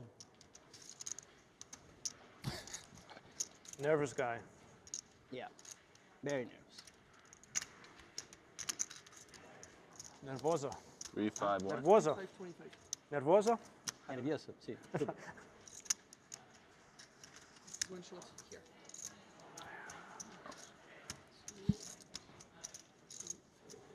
This is going to be a fun play down to the We winner. are in the net lab. That is rigged. We've got Gabriel in the mix with a healthy stack. That is rigged final. Sick. Every run out has been insane. Good time. Cheap in a chair. Well, Kev, You give phone, but you've been enjoying the action, my friend? Yeah, he started singing. How could I not? Nearly 8 million up voilà top. les portes, c'est en retouche. 1.3 million locked up. Pablo Escobar. How many characters do you have? Sorry, I apologize. The app hasn't updated. 1.8 million had locked some up. No, I know. I'm saying you have a lot I know of characters. A guy that knows a guy. He You had know the guy that knows the guy. The He- new Pablo Escobar. no, but I know a lot about Pablo Escobar. So this guy had a sick art collection. I think that's what the family lived on, like, because he was buying cash. They tried to take as much as Good they luck, could. Tyler. He had a sick art collection. A lot of French painters. 875 has to go in with the ace. How much is it? It's likely to get a spin here. 875.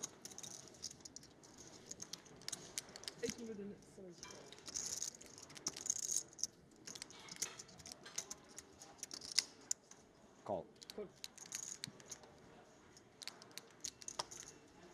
Mockery's going to get out of there. So we are off to the races. 56% for Tyler. Can he just hold on the merit of ace high? Up the hair with the queen jack. $500,000 ladder between 6th and 5th as Jaffe and Boyven with 11 bigs. Watch on.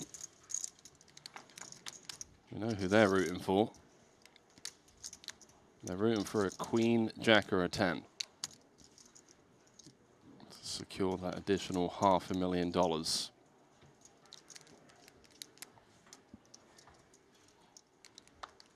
Dead. Standard. Oh, man. Dead on the turn. We're somehow down to 5. Nice playing game, man. One of the biggest tournaments of the year. Good game. Good heart. Yeah, man. Sick setup. In less than a frame. We've You gone really from remain the being crowd guaranteed 771,000 to being guaranteed 2.3 million. Holy shit, Thomas just promised he'd win it. What? You just promised you'd win it, right? Did I say Tyler that? Staffman, who That's what I was heard. easily heard one that of too. the Really most remain- entertaining I players heard that too. All right, you guys must be throughout right. day 1 and day 2. Just on the bad end of a cold, cold deck. 2 pair against the set, unavoidable spot. He's out the door. He's going to head to collect 1.78 million. I've got a funny feeling, Kev, we're going to be seeing plenty more of this man, Staffman. What a character, what a player. Hopefully he just goes for some dinner and jumps straight into that 100K main. And then there were 5. All guaranteed 2.29 million. If you've been enjoying the show, take a quick second to just click that like button for us Finance to show you support and love Got the Lebanese for the finance minister Triton here playing with us today. Super High Roller Series. We've got Making the a highest finance stakes graduate. poker in the I world, never even graduated. year round. That's what they say. The best players in the I didn't know world, what to say. year round. And we've got another all in. This final table's going to be over in the blink of an eye. Dubai. That was brutal last 7 hands, huh? It's been quick. You guys asked for a break and they're trying to get the fucking game over. We can actually. Yeah, we can finish it. Huh? I'm good this one. Fuck. First time I'm not rooting for Thomas. Ever? Tom's confident. Ever. Even when I'm in against you. Oh. Yeah, that's, oh my god. Oh. Okay. Hope. I mean, He's got more outs than he had pre. just keep it alive. It's just a sweat. It's improvement. Just a sweat. This is actually The river doesn't matter. 9 of hearts. Okay. I don't know if that's a sweat or not. I guess sweat. it's That's a sweat. I'm not dead. a bad card, though. King for a chop, ace for the win. Otherwise, Thomas is out of here. GG's, mate. Good luck, guys. Kevin, we're down to 4. Well done. GG, man. This is shaping up to be one of the fastest final tables in Triton history, and there's $8 million up top. From Kate? Michael. Michael Gathi? Yeah. I will. And then text me. Give it I down. have it. Pleasure, Take man. it down. Appreciate it. Yeah. You're an amazing player. Huh? Thank you. There were 4. So GG's. Thomas Boyven will head to collect 2.29 million. Career best score for him at the Triton Series. Kahan at least waits to sing. I feel special. It's the first time he sings. I had to listen to this yesterday. All right, have fun. It's for him in French because he's Belgian, right? No, it's for her. He's Belgian too. I know, but it's for her. And it's for... You guys not happy? I mean, you guys should be singing. We've said it before, Kevin, and I'll say it again.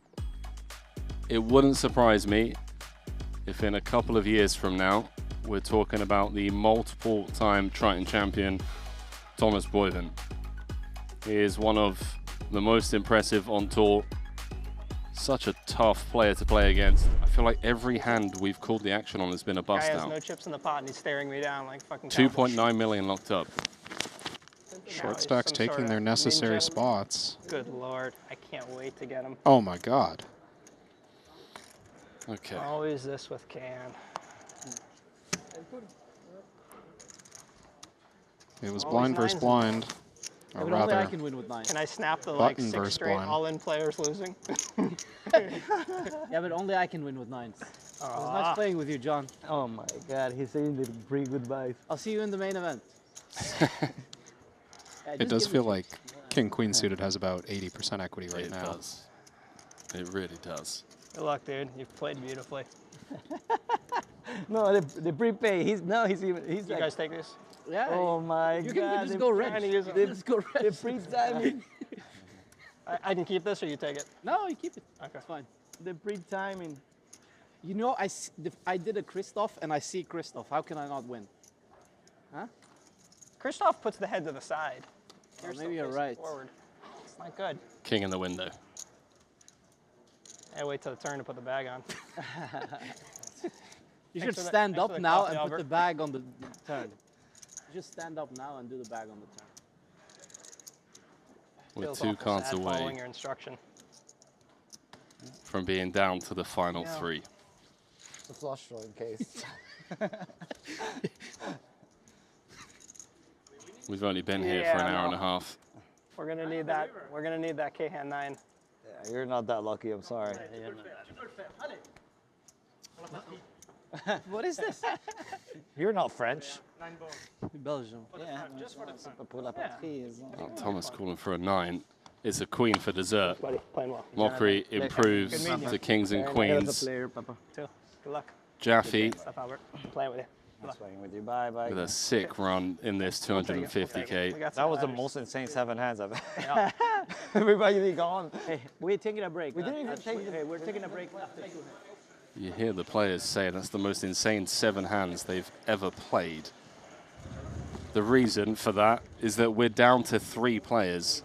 From 7 to 3 in the blink of an eye. Sorry, from 8 to 3 with Kong Fam's elimination. Of course.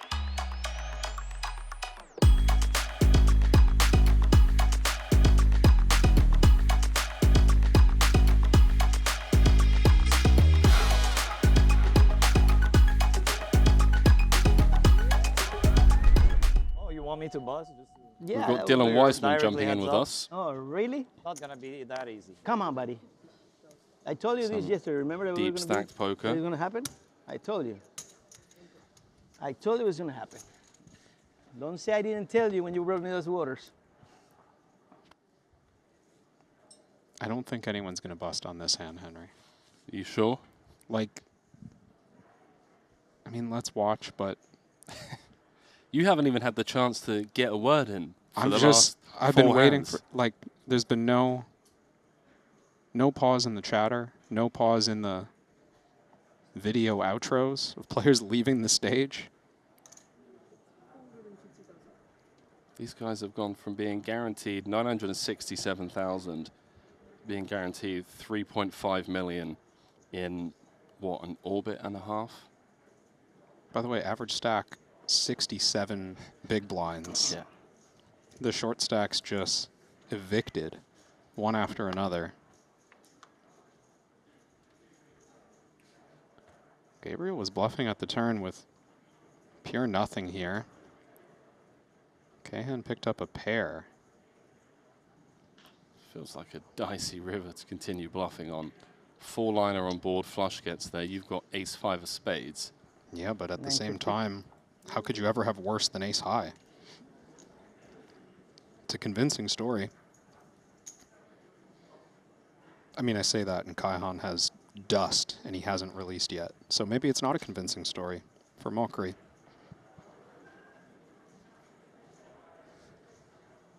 What kind of devious ideas does he have? Is he thinking about raising?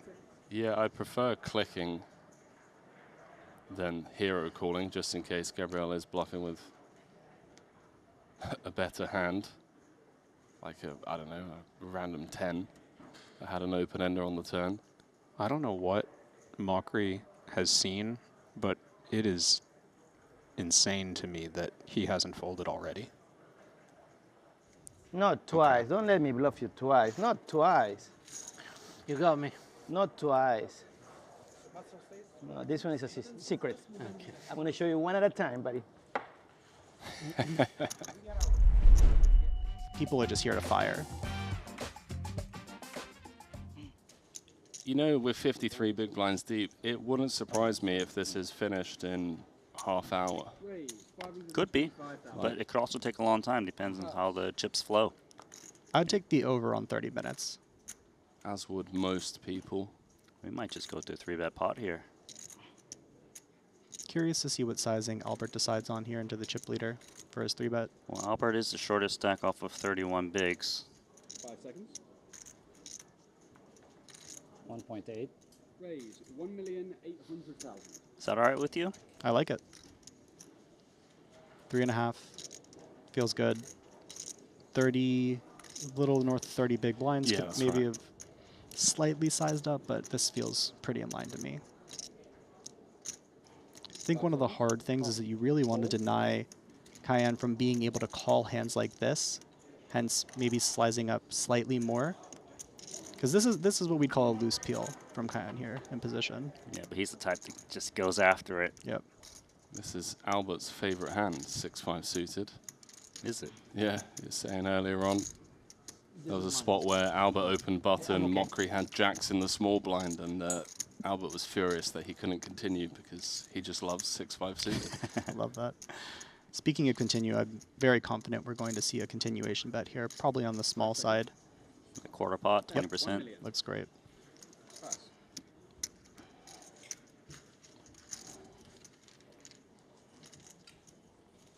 I do think you might be right, though, Henry, in the sense that this could be fast. Just kind of always looking to play big pots.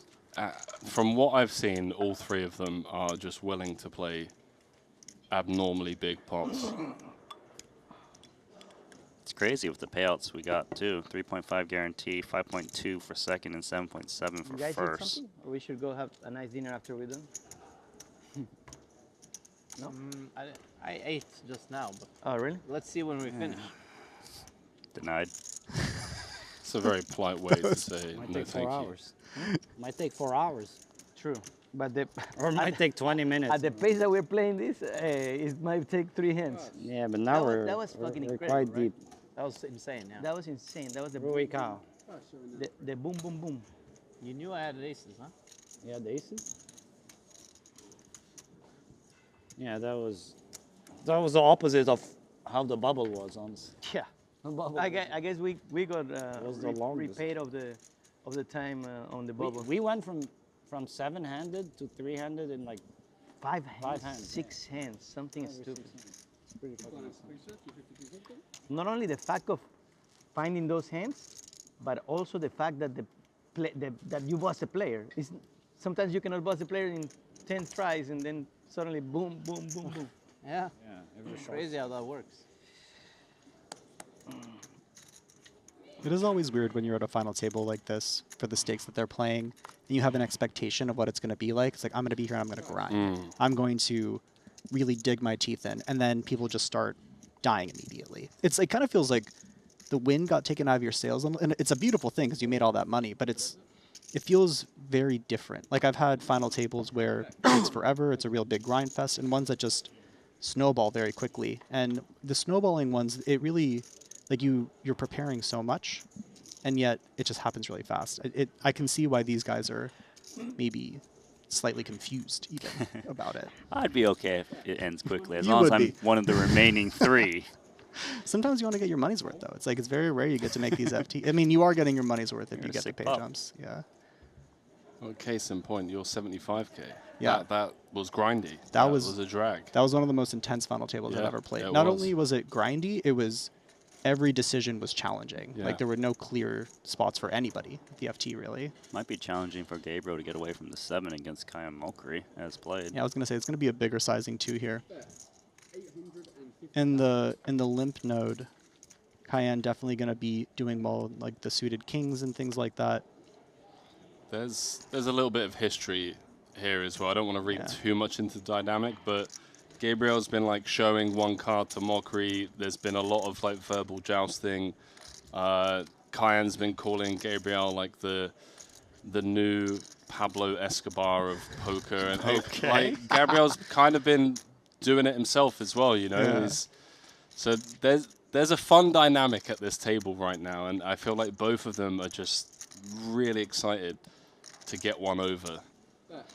I think that this is that type of dynamic is one that Cayenne really thrives in. I mean, let's see. I mean, if he pays this off, then we know exactly where we're at. Yeah. Right. This is a bad river for Mokri in the sense that, you know, for a card lower than a 7 rolls off, he probably gets paid. Maybe he still gets paid. Does seem kind of ambitious to call for 7 in spot with this river card. Some of the draws got there, like Jack 10, backdoor spade, you lose to the king already. Looks like he's thinking about raising more than calling. Like, as weird as that is, his body language just doesn't look like calling body language to me. It's like, do I turn this 7 into a bluff? Maybe he's just counting a stack down. Yeah. Oh, yeah, I think you're right, Dylan. I felt like he was about to announce something and then thought better of it.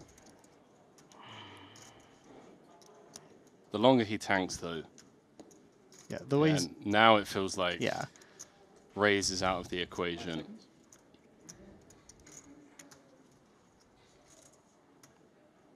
Bye-bye. One for the camera, huh? One for the camera, you have to show both. I'm just following your rule. Yeah, but mine were obvious bluffs. like there was no chance my hands were not bluffs. But if you Only bluff, a matter of time. good bluff. I probably didn't. I do not respect the people that don't have bluffs. I'm not a bluffing type. Yeah, okay. You look like your picture should be like next to bluff, like bluff, right next to it. You think I'm a big bluffer? I think you are. it's kind of a unique dynamic for Albert to sit inside of also, right? Yeah. We recognize. I recognize my people. Fearless Bluff Bill. savages. I think we're 3 fearless savages here. I think there are only 2. I'm here taking it easy. Yeah, huh?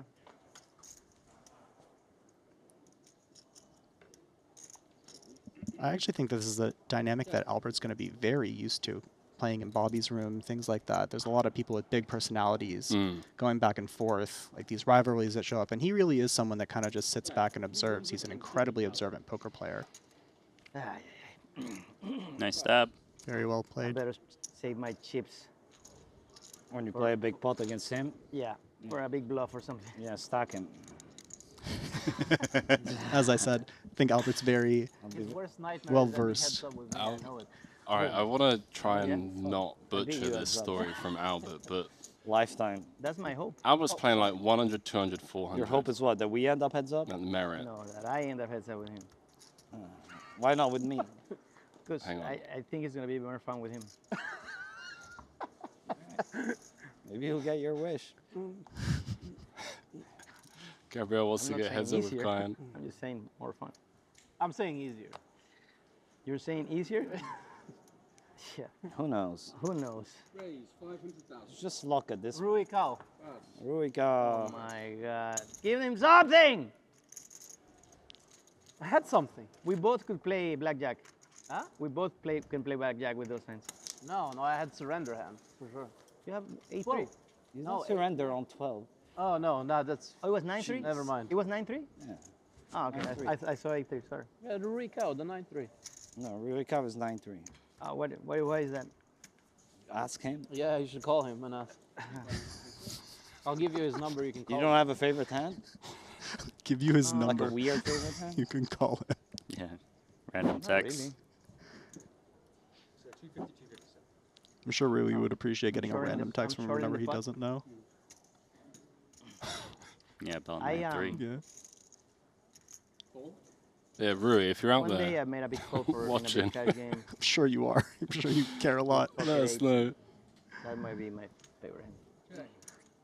But Interesting. Just because I remember it. Might be pocket eights. Check and yeah. flow while still talking Fine, here yeah, with the that's ace-9-0. And 8 Which is kind one of my shows the favorite. live savviness of Gabriel. 8 and 5, I remember. I was Not doing bad the for same Mockery. again. Worked pretty well the last time. Okay. I like your attitude. Yeah, I mean, if it ain't broke, don't fix it. I mean, the only pot that I beat you is bluffing. I need to make a hand. Oh, shit. This is just... It's pure. I can't believe we're playing for 8 million. It's what you want when you're playing for 8 million, though. That's the best part of these invitationals. You get the invitees. By the way, great sizing by Mokri. Yeah, I like the double barrel, especially Bluff because me of 10 this one. overcards to 5 and 4. Really, and then the sizing's really Oh, good yeah. too, because You wanna see this one. once he bets the flop, the 7-8. king X is just so much in his favor. Oh, 9-3. 9-3? You're close. Oh. You're actually very close. 7-3. Well. So far, three-handed Mockery It will getting be the too best ambitious to continue with mine. of Andrade. No shame in folding. You had an Albert story? You're talking to him? Yeah, I mean, Albert has Oh, obviously played the no highest shame in stakes folding. cash there is. I He's playing feel like the 100, shame 200, when I- 400. 125. Short-handed No, against but 75? an opponent he described as a slot Oh, machine. shit, yeah. And somehow he gets involved in this like 5-bet pot with 6 deuce suited. It comes like 4-4 deuce, and Albert checks, and the guy's clearly got aces. Albert's words. Continues. Albert Other calls, we knowing got. he's way behind.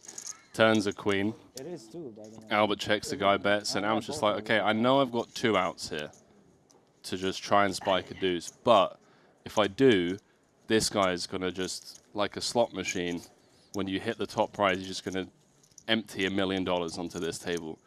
So he pills, obviously getting like a terrible price. He knows he's up against aces, and sure enough, just binks the deuce on the river. And yeah, his slot machine started paying out handsomely after that. Jackpot, huh? Yeah, real jackpot. hand. 777. Yeah, and I think that is that live savviness as well, where you know who you're up against. Yeah. And just knowing that, okay, like, this is theoretically a minus EV call, but I know if I drill this gut shot on this guy, if I spike this 2 out on this guy, he's going to back the truck up for a milli. Then maybe we make that minus EV call. There we go.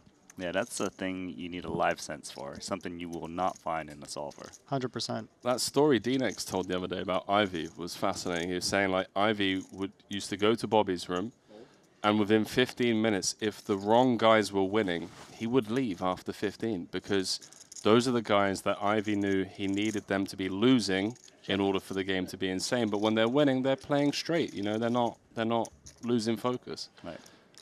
Not efficient time use.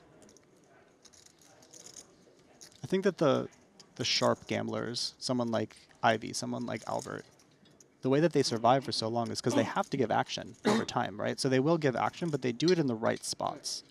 Like, sometimes they take the worst of it because you have to. That's what it's necessary to stay in the games and to kind of stay in action. But they have a really good feel for how often to do it and when to do it. And it really pays off dividends over the long term. Because I think the best players, they obviously are going to execute well theoretically, but they won't always get opportunities to the best spots, the best situations, the highest EV. Whereas players like Albert, players like Phil, by being those sharp gamblers, they uncap their high end essentially. And it's a really, really undervalued skill, especially now that solvers have become more ubiquitous because those good spots are just few and far between now. That's a great point. I think in PLO, especially if you like get invited to private games and whatnot, there are definitely some really smart ways in which you can give off this perception that you're giving action, where in theory land, you actually, you're in there with the 98765, you know? Yeah. I mean, ain't that bad. Yeah, we're doing okay. Yeah. You've all got high cards. Check down pot here. Albert probably is going to check the queen high. Plenty of showdown value. Any chance he calls a bet? That's a great question. The 8 of diamonds is actually an interesting card because if Cayenne had a bluff with that card, he would have bet it earlier in the hand, either on the flop or the turn. And so, in theory, I wonder how that impacts the calls. Now that we've gone with full pot, the queen high increases in value probably a little bit versus a small probe. Feels like a king or nothing. Yeah, it does. I mean, Cayenne would check an ace twice as well. He's tricky enough to go check full pot sizing on the river. But we start to throw out like week 6 or 5x, of course, yeah, right? Exactly. Oh. It's always scary when you grab more than the required amount to call. Yeah, but he's going to notice that he looked over right when he did that. Very much just see where things are at. And Cayenne, he knows his customer. He's buttoned up. He's got the hoodie over the face. I think if there's anyone at this table he's worried about giving a live read to, having Albert on your direct right is one of those guys. I was just hoping there was some action. Cast your vote and let us know who you voted for. Maybe not. Before these two, had there ever been a pairing that made the final table together? Yeah. Yeah. 100%. But is there a pairing that's ever gone to the bottom 3 together? Don't think so. That would make sense. No, I don't think so. Well, there was a chance of it happening in 2 spots.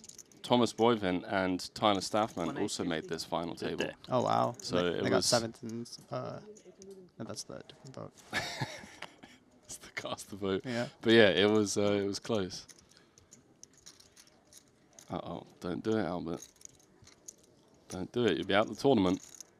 I don't think he would use jam here. I think he'd use like a small 4-bet sizing.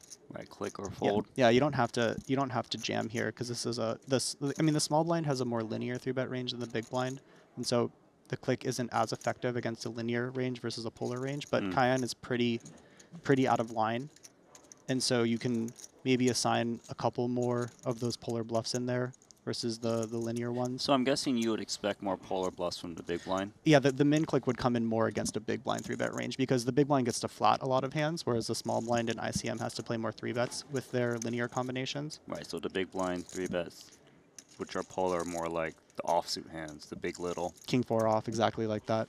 The small blind shows up with them too at a frequency, but the min click is more useful against the big blind generally, or in spots where there's more of a polar shape for the 3-betting range. Right on.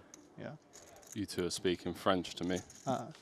Have many bad hand, no need raise as much. Jeez, you did that in like 6 words. Let's go, bro. I love it.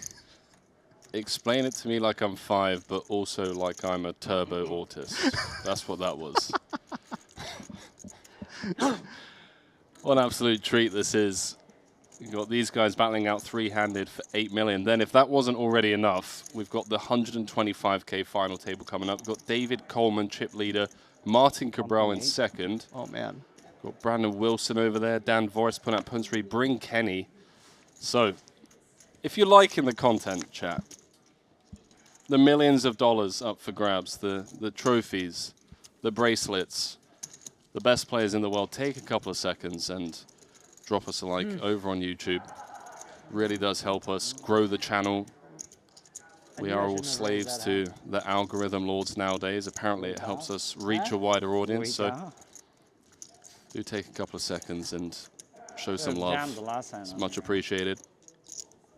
That sounds like one of the most entertaining final tables It's gonna be fun. that you can put on TV. Like, fantastic poker players. I think two of the, let's say, most talented newer poker players in Dave Coleman and Brandon Wilson. Yeah. Like, they're both, I think, really coming into their own right now. Phenomenal. Got Cabral in there because the chat loves Cabral.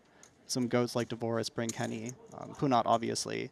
It's just a fantastic final table. That's going to be a lot of fun. Yeah, it really will be. I couldn't agree more. I think Wilson, for me, as someone who is perhaps a bit oblivious to everything outside of Triton, from what I've seen, his performances this year at Triton, it wouldn't surprise me if in a couple of years' time we're talking about 2-time, 3-time, 4-time champion. Like he's got something in him where I feel like a lot of the younger guys are perhaps not as trigger happy, whereas he just seems to be willing to, die by the sword if he has to, and just run savage spots. Dude just plays good.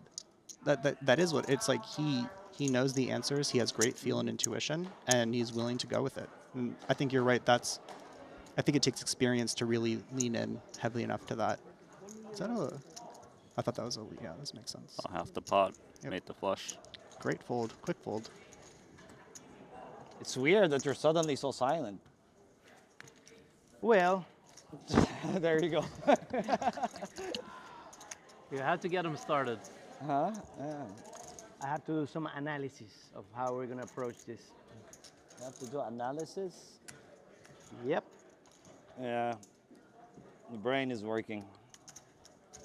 I have a very small brain, so I have to get out to the max right now. You have a very good voice. Beautiful voice. At least that. You have a beautiful voice. Can't have it all. Yeah. CPU's running at near 100%.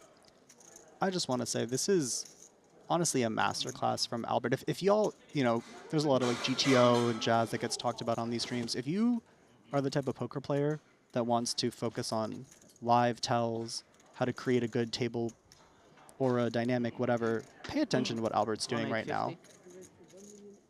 Because I think that there's a lot going on. Like, I think that he wants Gabriel talking. He doesn't want him buttoned up. He wants him loose and chatting and in that sort of a dynamic, because Albert is going to be way more comfortable playing for these stakes with that sort of a flow. Whereas I think someone like Gabriel, I don't know him well enough, but my assumption would be that that wouldn't be the case relative to someone like Albert. And so it just goes to show that there's so much happening at these final tables outside of just the cards being played. Yeah, and I feel like if someone is, less experienced than the other two, if he's engaged in having to make chat while playing, he's just more likely to create mistakes. Or give things away. Fair. Right? I think that's the main thing. Maybe it's not in his theory, but it's just in his body language, it's in his timings. Like someone like Albert, his perception of timings is going to be really spot on. Here comes queens. Yep.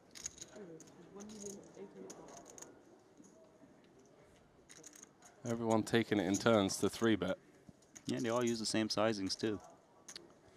Cayenne has definitely not an auto fold here. This is one of those combos we were talking about earlier. If you wanted to find some aggressive 4-bets, this would get in there. He's peeling the king 5 suited. He just has a lot of confidence in his post-flop ability. Yeah. Primarily a heads-up player. Yeah. Very good at short-handed play as well, and he just flopped Mamma 2 mia. pair. Wow. Aye, aye, aye. So 4.1 in the middle. Do we expect to see? Yeah, Gabriel's going to continue. Can't fault him. I think the size is good, though. Very small, yeah. it's hard to get called by worse, so you need to downsize to try to get some floats in their ace highs. Yeah. Note the speed of this call also. Cayenne just kind of playing in flow. Versus the Ike Haxton max time bank call. Everyone balances. I think that someone like Ike, he knows the correct solver answer almost everywhere, and so he'd rather just play that, which is a great strategy. You know, Ike's one of the GOATs. Someone like Cayenne, I think he finds he can gain an edge by manipulating timings and manipulating speech play, whereas someone like Ike is maybe a little more defensive. Here comes double barrel. Quarter pot again. Yeah, this is really small. This one feels a little too small to me. Why is that? Because I think that I don't know if we want to be double barreling a hand like queens and ICM. Like they're essentially we're trying to get hands like pocket sevens, pocket eights, pocket nines to continue again, and that's the intention of this sizing. But if those hands aren't going to call the river, ooh, that might be helpful for Gabriel. Yeah, because Cayenne might not even value bet if it gets checked over to him now. Yeah. The counterfeit. I'd bet Cayenne still finds a value bet if check do here. Gabriel might find another value bet himself, though. He might still be trying to target those 6, 7s, 8s, 9s. No, now elects to check. Yeah, I think the check to side is pretty solid. Pot's pretty sizable. You think he's going to value bet the king 5? I think he might find a small sizing here.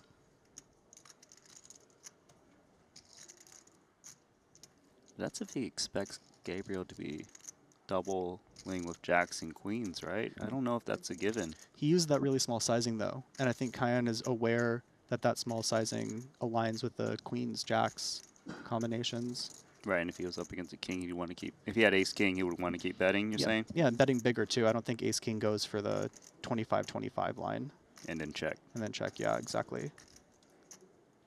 And do we expect him to find all the king-jack offsuit 3-bets?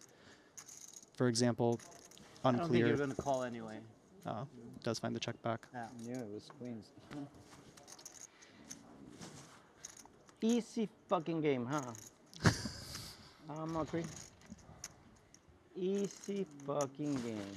What an incredible start to three-handed play for Mockery. You were calling? Yeah. Up to 25 I don't expect million people to chip. play three-handed and spike 2 pairs that easily. We should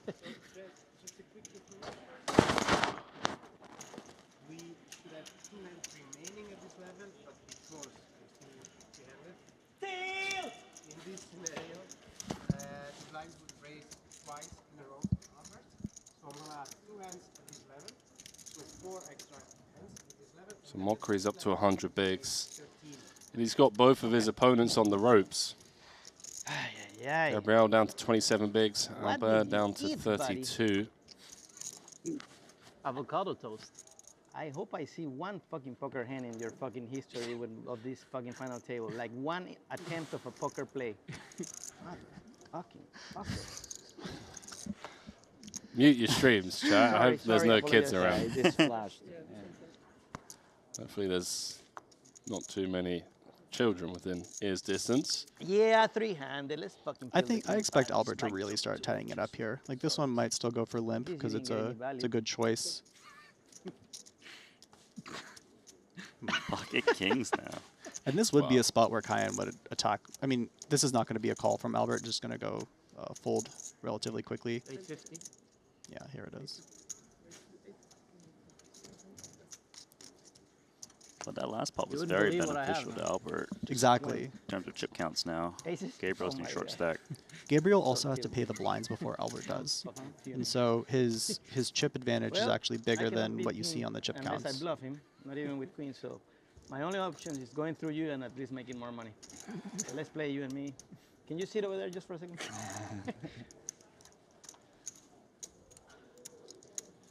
Let him put a little bit, at least more. Let him at least pay some of the race.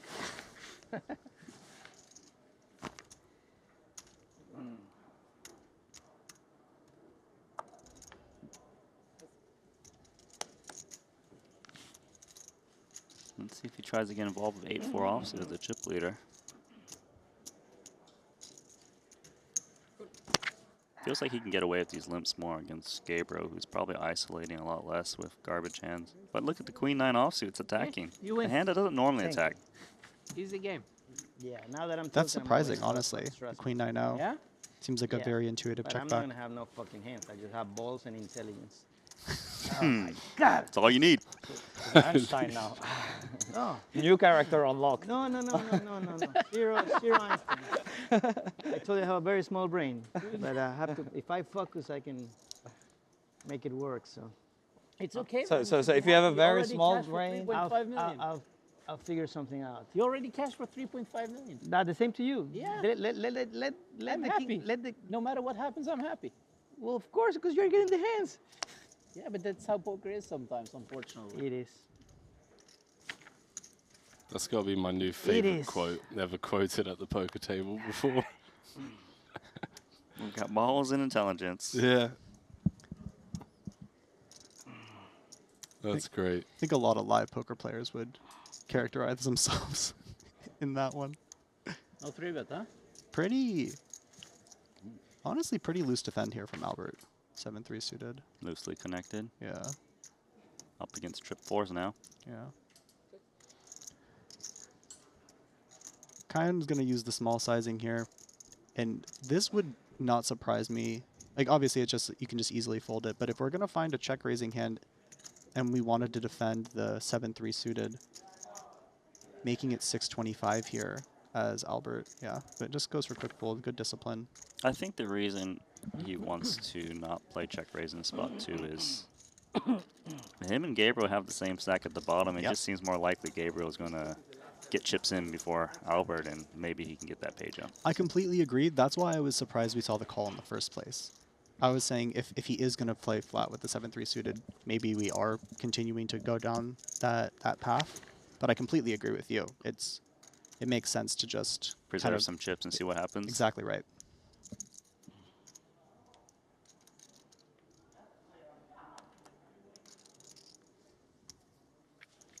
You know what? I'll take it back. I don't want to play with him heads up. I want to play with you. I like that. Can always pivot. You're running too good today.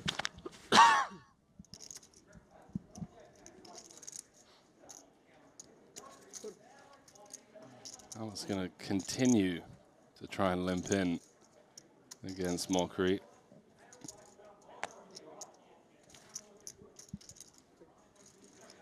Mockery's going to allow it this time. Checks back the suited 10. Yeah, it feels like offsuit. Maybe he raises it up. Yeah. Best hand, Mockery, once again. This does show that even though Mockery is leaning into his chip leader duties, let's say, that he's doing it with finesse. It's not just a blunt force instrument. He's still making sure that the suited combos check back. Like, we're still playing very good poker here as Mockery.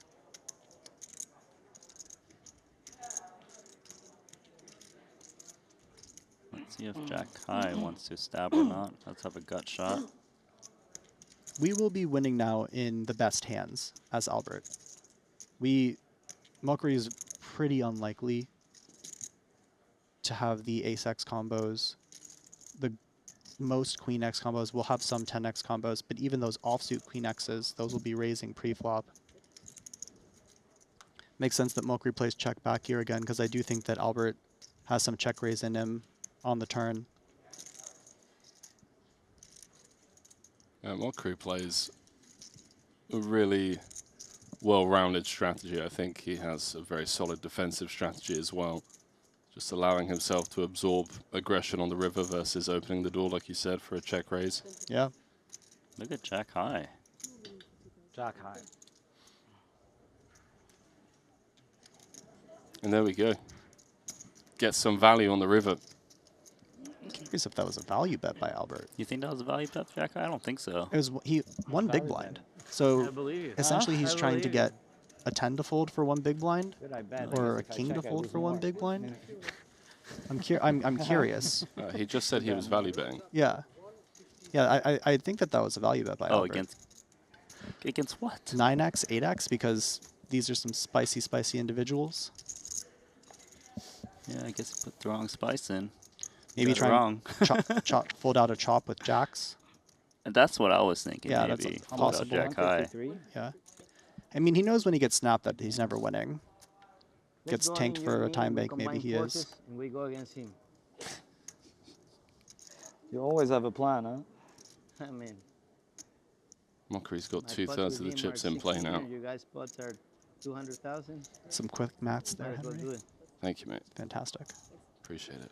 You can tell that Henry's a PLO player because his mental math's on point. Yeah, all I've got are balls and intelligence. That's all that's going for me. That's right.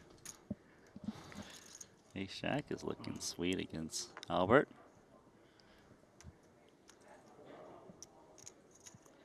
We jamming this one, 20 bigs. Is the cover and stack? He's going to take it up north. Uses the non-all-in sizing with the ace-jack offsuit. Maybe you can induce. Yeah. I'm curious if this does play induce in theory. I don't know the answer to this one in theory, what this combo would want to do. Because we're two smallest stacks. We're actually okay colliding. We don't hate getting folds from hands like the suited kings of the world, suited queens of the world when we do jam.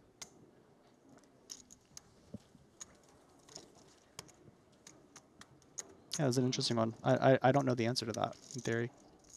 Your first instinct was just straight out jam the ace jack. I wasn't. Yeah, I mean ace jack suited I would probably induce because you can get suited combos to. I mean, there's not that many suited combos that want to call 3-bets as a short stack. So yeah, it's an interesting one. No. Radial, you dealt him first. You would have got the 8. Oh, No, you- I didn't even realize. Yeah. I'm sorry. Yeah. Was that my card? That was your card. No. No, that was my card. The first card was an ace of hearts, so that would have been No, it. first card was 10 of clubs because I got it, you said. Oh, you got it? No. Who had the ace? You got the ace? You got the ace? Oh, so you would have the ace. I would have the 7. No, he would get the ace. These I would have are got the important I would get his card, which Yeah, 8. I would get his Playing card, for what? Your $4 million card was my card. from What is Yeah, I had 10 of clubs. third to 10? first? Yeah. Okay. It's a home That's game, what I'm right? saying. Yeah, it's a home He game. had an ace, yeah. You had the ace then. Huh? He would have had the ace then. Yeah. I don't know which one was which.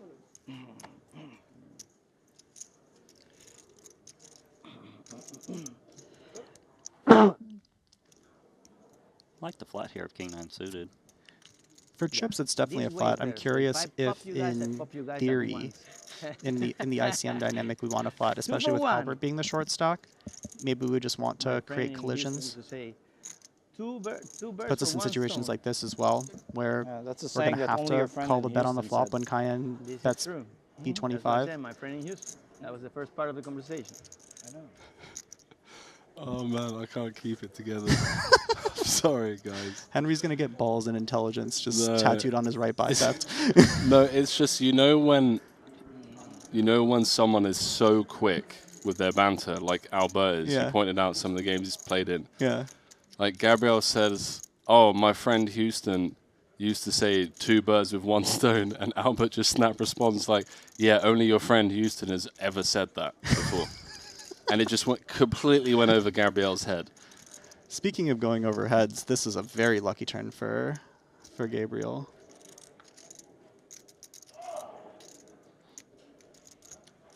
.9 in the middle. They are going to chop this up unless somehow, some way, King 10. King 9. Lucky. the player folds. Very fortunate. Wow, you run so good the whole day. Savage. We chop up his money. At least. Congratulations. Yeah, better than nothing. Better than nothing.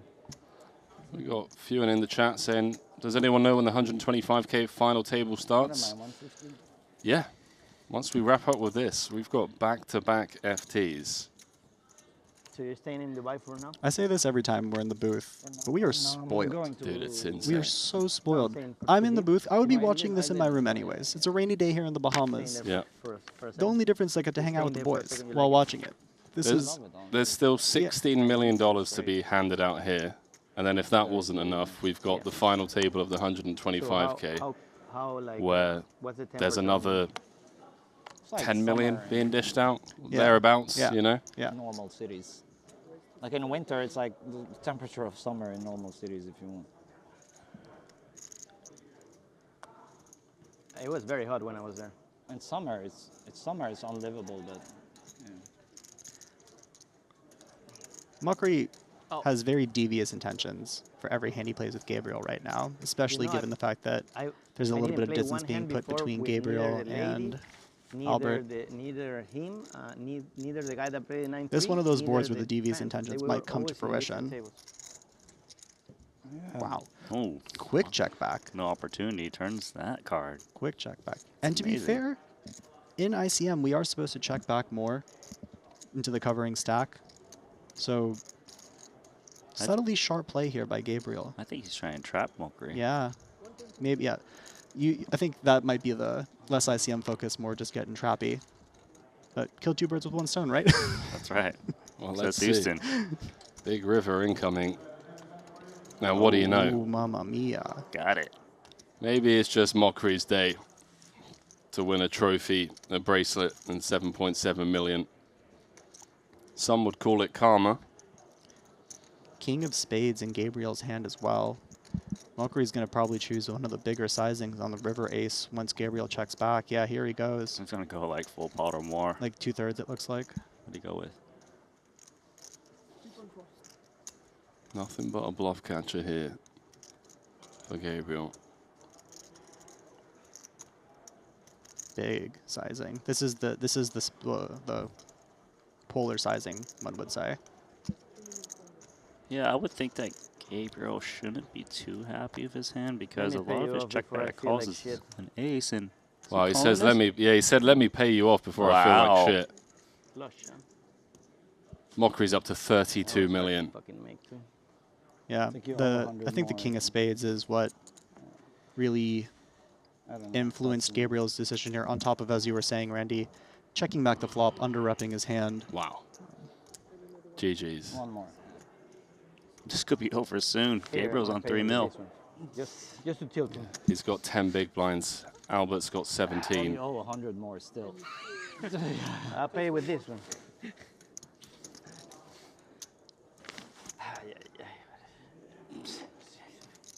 Albert's really going to be cautious now.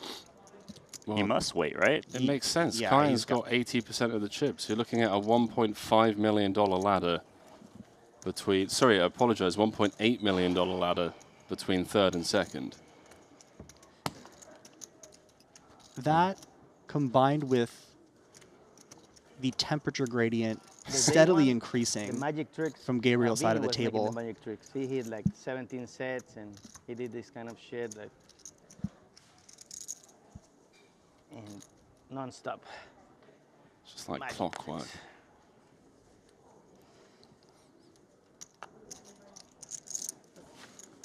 Lots of jams happening here from Cayenne. This one's probably one of them. Oh, he just goes with limp. Okay. Staying in line. Yeah, I think the idea is he thinks that Gabriel's going to play very straightforward and not over jam. Yeah. And he can kind of not accidentally double up his opponent. Yeah, I mean, very valid point. Gabriel also, maybe he expects him to call off a little bit wider than he would normally, given that he just lost that big hand. So, all in all, sharp find there by Cayenne, getting away with losing the minimum. Yeah, I don't think Gabriel was folding king 10 off. Absolutely not. You have to pry it out of his dead hands.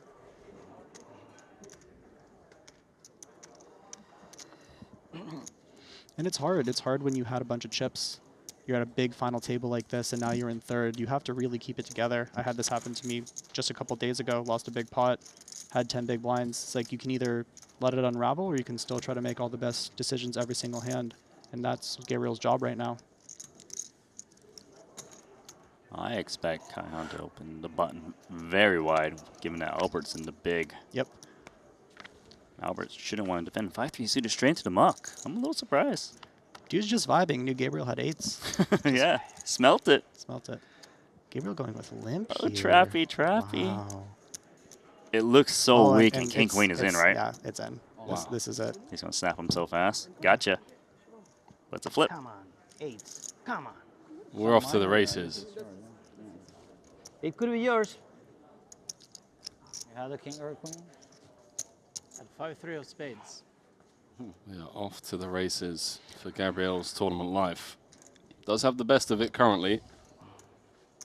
Nope, Mockery folding created this all-in collision. True. Mockery raises and Gabriel jams. I think the king-queen suited's in the muck. The king-queen off is in the muck.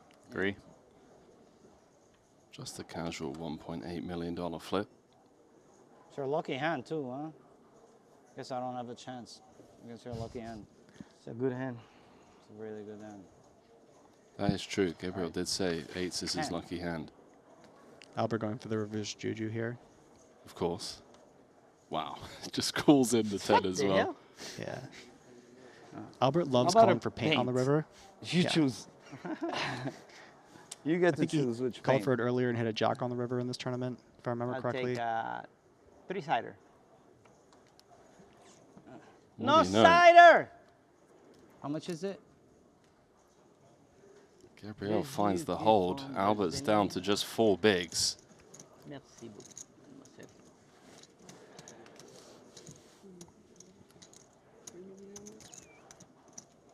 Yeah, it's going to hurt for Albert, but nothing he can do. 3.2. Of course he's going to shove king queen when his opponent limps off of 10 bigs. You can maybe even induce king queen. It's so good. Like just not jam. Use like the Makes sense. 2.8 sizing because all of Gabriel's ace-x combos will jam from the small blind. That makes sense. So if he limp jams, maybe it's like his weird big little suited stuff that's deciding to bluff now. I mean, the money is going all in for sure. It's more just how are we electing to get the money in? Yeah, Down to he's 4 bigs. the button. No, he's not. I do think we missed the opportunity for like the yeet moment of the day where it's someone just absolutely blasting. He's going to blast this, right? Yeah, Ace 4 suited. This is going in. Oh my god. Oh my How god. much is it? 3 deuce off? Oh, 7 deuce. Oh. Wow. What do you even do I here? don't think I can fold anything. 1.2,025,000. 1 point. That's 4 big blinds, huh? Correct. Yeah. For the meme. Yeah, you have to call. I think you call every hand. It's an any 2 spot for you? I'm not. So it's actually. I'm actually not sure. I don't know if I would call Honestly. 7 deuce off because it's not terrible if the bubble keeps going. Because it's good for me that he's Too short much, because I can just push you around. Push me around? Who fucking does? Pablo Escobar. Who's gonna push me around? I cannot wait. Yeah, this is another one I don't know. Take that horseshoe out of your ass for 1 second! I like Gabriel. All right. Are we going heads up or not? Should be deuce, deuce, deuce. That was a good start. How about a 9? How about Deuce! How about a heart, whatever? Okay. Deuce of hearts? Yeah. Okay, I'll take the deuce of hearts. Okay, that's You'll fine. take We all agree on the No, deuce of hearts. I don't want it. Don't worry, just look for it. We all agree. Give him the deuce of Give him the hearts. deuce Since of he hearts. asked He so, wants the deuce of hearts, give him the deuce of hearts. since he asked so nicely. Oh, Yeah, a I lot saw of a three-siders. three-sider. Yeah, you love your three-siders. Three-siders. Can I peel? 1-2-25. Gabriel's not all in. It's not, you're not even Sweat it. involved in the hand. Don't What do you play mean it. I'm not involved? I'm so involved. No, but you're I'm not involved in the emotionally current hand. involved. I'm financially I involved. understand. I am mentally involved. I don't know if you're mentally involved. Yeah, I don't have too much mind. Deuce! Ooh, straight. Yep, Chinese straight. Albert hitting him with the I don't know if you're mentally involved. We feel sorry for you. Sorry, bro. We feel so sorry for you. It's okay. He lost a pot! He lost a pot that I didn't bluff him. Help! This is a bad beat. Bad beat century. Oh man, you need a hug? You need your own show. I have my own show. I'm sure you do. I do. Let's go! I think I should just fold. It's okay.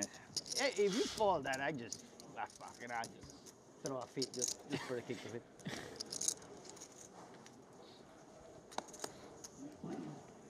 So Albert's up to 9 bigs. Plenty to work with. That's a big double. Yeah. Yeah, you Congrats. really want to knock the person out in that scenario. I'm not gonna look. I never look when they give me a walk. I never look. So hopefully that shit is not aces, but I'll tilt at home. Just 5-4 suited. And imagine Gabriel and Martin at the same table. I have actually played with both of them at the same table during the 25K PLO. Wow. This last WSOP.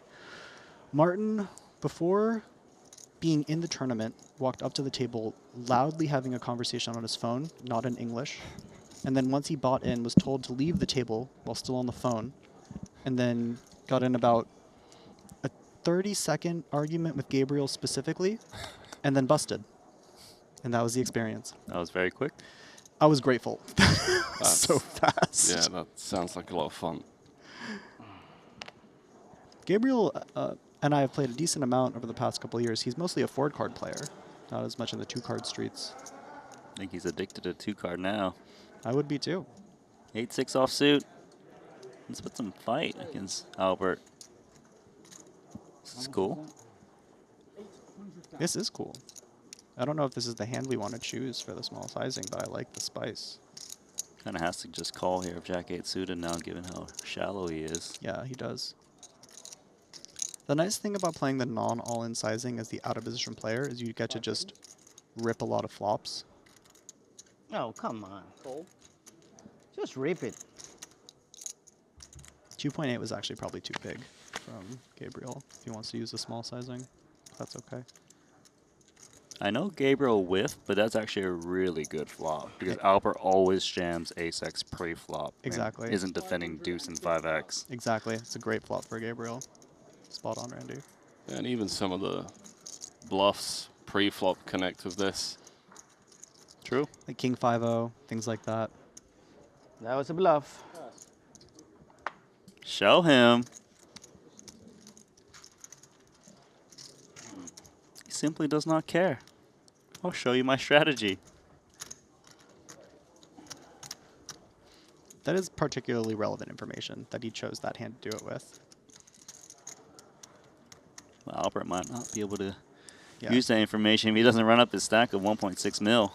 This is a very unique scenario for at least 2 of the 3 players involved. You know, Kyan plays a lot of these high stakes tournaments, no limit hold'em.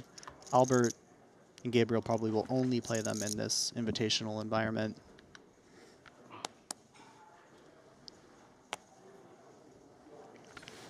Not bad for the button. Interesting though, right? With Albert having the stack that he does, Gabriel probably wants to even size up here into Cayenne.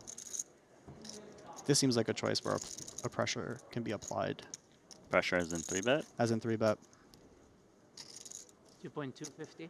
There you go. Yep. You're in sync. It's just a good choice.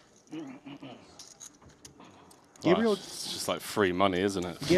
Yeah, Gabriel can probably even fold that combo on the button or choose like Gabriel's supposed to play pretty tight and doesn't really want to have collisions, and so I could see him sizing up a little bit in his opening sizings and then just playing tighter, given how short Albert is. It's almost like Khan didn't even look at his cards on that one. Yeah. I'm not going.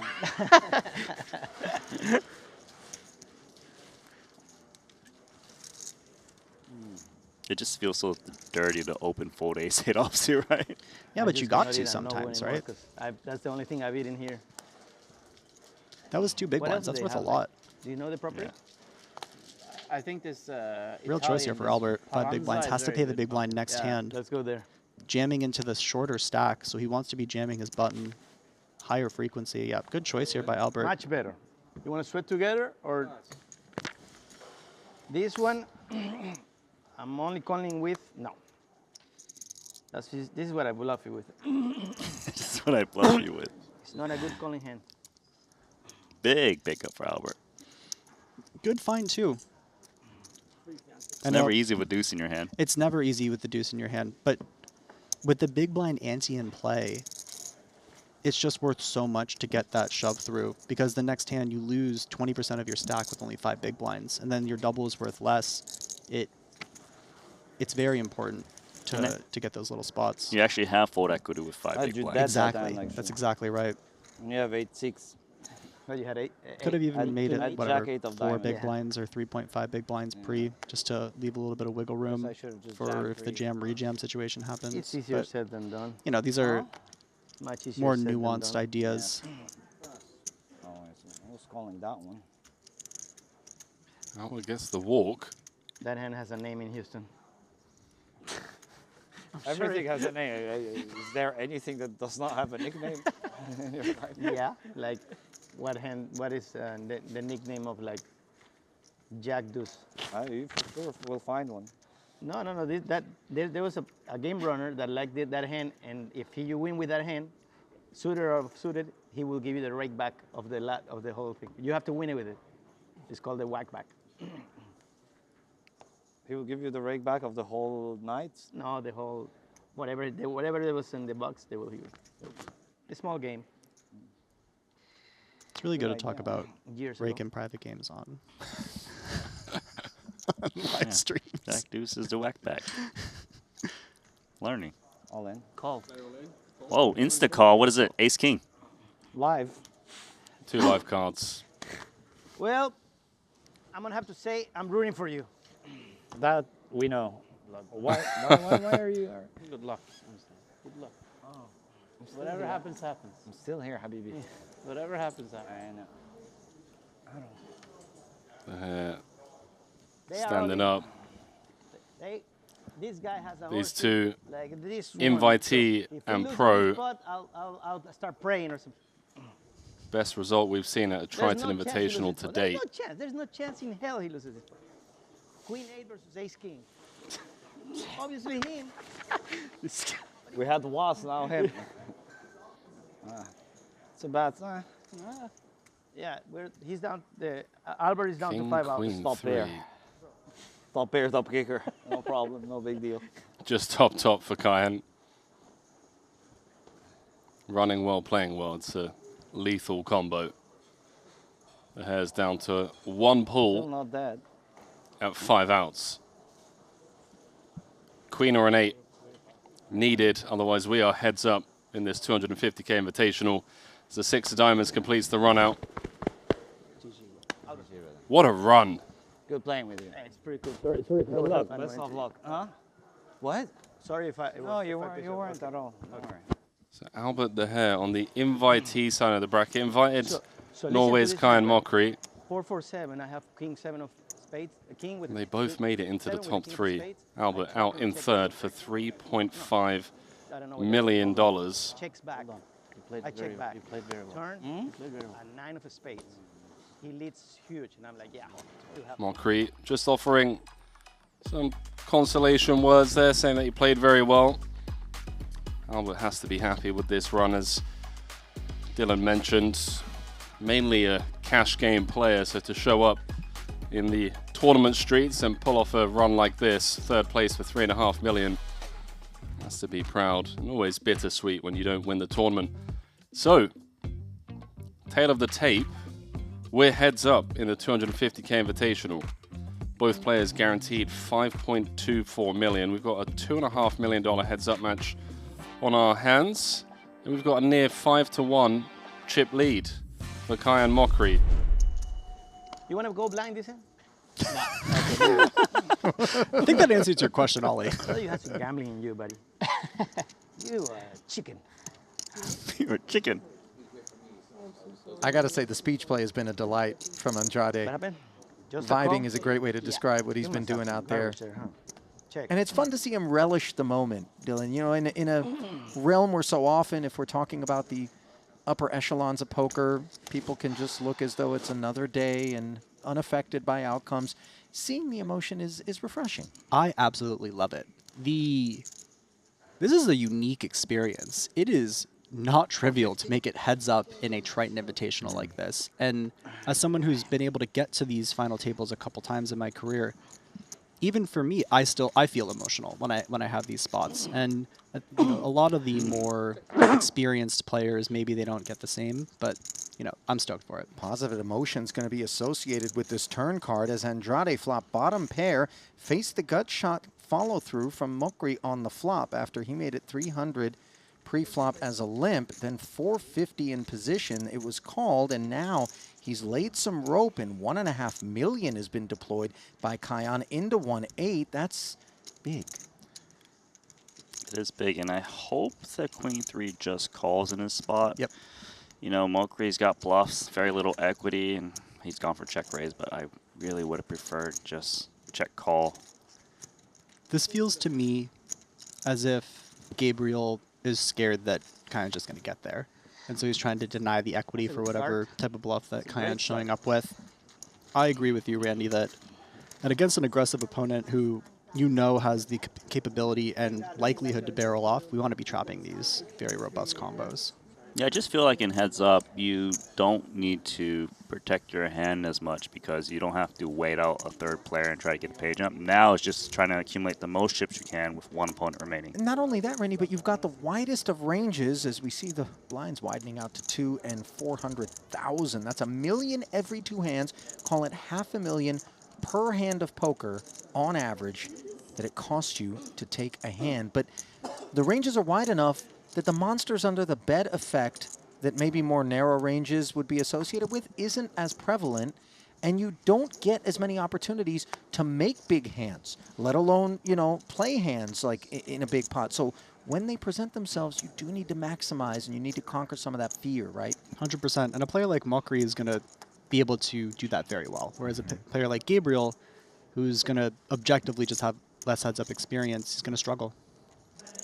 Well, he doesn't look like he's struggling here. Bottom side of a gut shot on the Queen Jack 9 board, summons the 500,000 and will take it. Back-to-back pots being strung together here. Another limped one pre.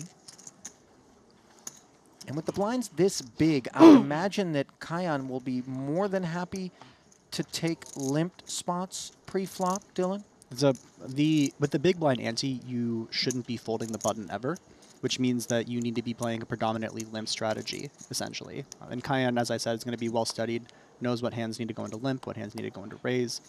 And he also has a post-flop edge, I think, in his own perception. And so playing those limps allows you to really capitalize on that. You know, one thing I want to say, Randy, about Gabriel, from day one of this event to this point, he's now had 2 full days of poker, plus, you know, this late stage through the bubble and then into the money kind of portion of the program to soak up a lot of ideas that have been on display from top-tier talent. And my guess is he's put a few of them together, but how well those translate to heads up in particular, that I don't know. But I'm suggesting that he is more of a player in this moment than he was just 48 hours ago. Oh, you're 100% right about that, and I feel like his aggression has ramped up with more time as this has gone on.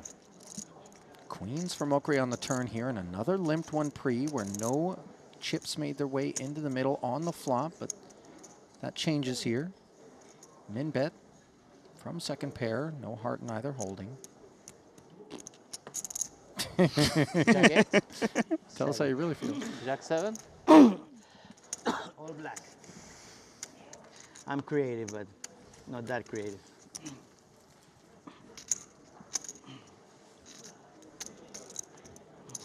Whenever somebody says something along the lines of, I'm very creative, a little bit of gamesmanship going on there, right? It's like trying to plant that seed. Putting out the ideas. It's like, I'm creative. I could get away with it. This is too much, but I'm still creative. Just little things like that, especially for the more experienced live players. In this group. Hoping that's something he'll be able to cultivate later down the line in a key spot, as he does min raise here, different direction from what we've seen thus far. 10-8 offsuit. Defends for Mokri. 2 million in the middle already. 2 hearts, 2 trays, and a 6. Swift knuckle from Kion and a quick check back from the ace high, which now no longer needs to worry about the 4. Kind of expected ace 4 to want to see bet the flop, but it's a good run out so far, but no bet once again. It is a good run out, as now it's 6s and 4s for Gabriel. Got a value bet now with the 4. Checking back the flop here really gives some insight into Gabriel's strategy. Very similar to that King 7 hand we saw earlier, where he's trying to absorb aggression, trying to kind of lay the trap for an aggressive player like Malkry. The issue when you get down to heads up is that if you're not the one generating aggression, it's very challenging to win, especially against an aggressive player, because you never have very good hands. You're playing every single hand, right? So absorbing aggression, excuse me. Yeah, and you also just don't want to let your opponent realize equity as much, right? Hands that we're just going to fold that had 6 outs. But we'll see how this heads up develops. They say it's suited. I'm curious to see if he raises or just calls. This is a good limp, good limp combo here. Yeah, it seems like Malkry's game plan is to play very small pots pre-flop with that perceived post-flop edge. Yeah. You know, he can manipulate the pot size with big sizes if he needs to anyways. Ace, king, 7, top pair for Kion. These suited combos, similar to the queen 9 suited last hand, very good post-flop playability. This one should be over in a hurry. Yep. Haven't seen too much zero equity, bombs away sort of stuff out of Andrade. Whatever creativity may or may not be present, depending on what quotient of that statement was gamesmanship and what was honest. That level of creativity, I don't think, is that pure recklessness, you know, on tap. Ollie, you know what's normal is when you just get a lot of nothing over and over again, you just start to create creative lines, right? Like, well, I've been folding like 10 hands in a row or 15. Sure. I've got to make a move soon. Yeah, yeah, because you'll get gobbled up in a hurry. Even with 9.4 million in front of him, still just 24 bigs.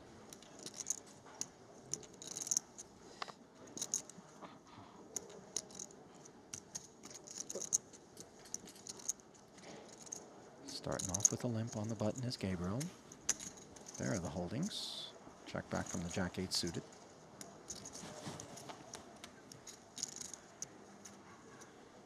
Two diamonds, 2 kings. Flush draw for Malkry. Heavy advantage, and that dissipates on the turn, courtesy of this nickel. Very quick check back on the flop by Gabriel as well. This suited texture with kings in it might have been a board he could have found a stab with already, even with the 7 and the 5. Malkry checking on the turn with a good bit of power. Can somebody help me with something? Can somebody, like, if you see a server, can get mint tea? Yeah, from some server. Did he just order mint tea on mid-hand? Yep.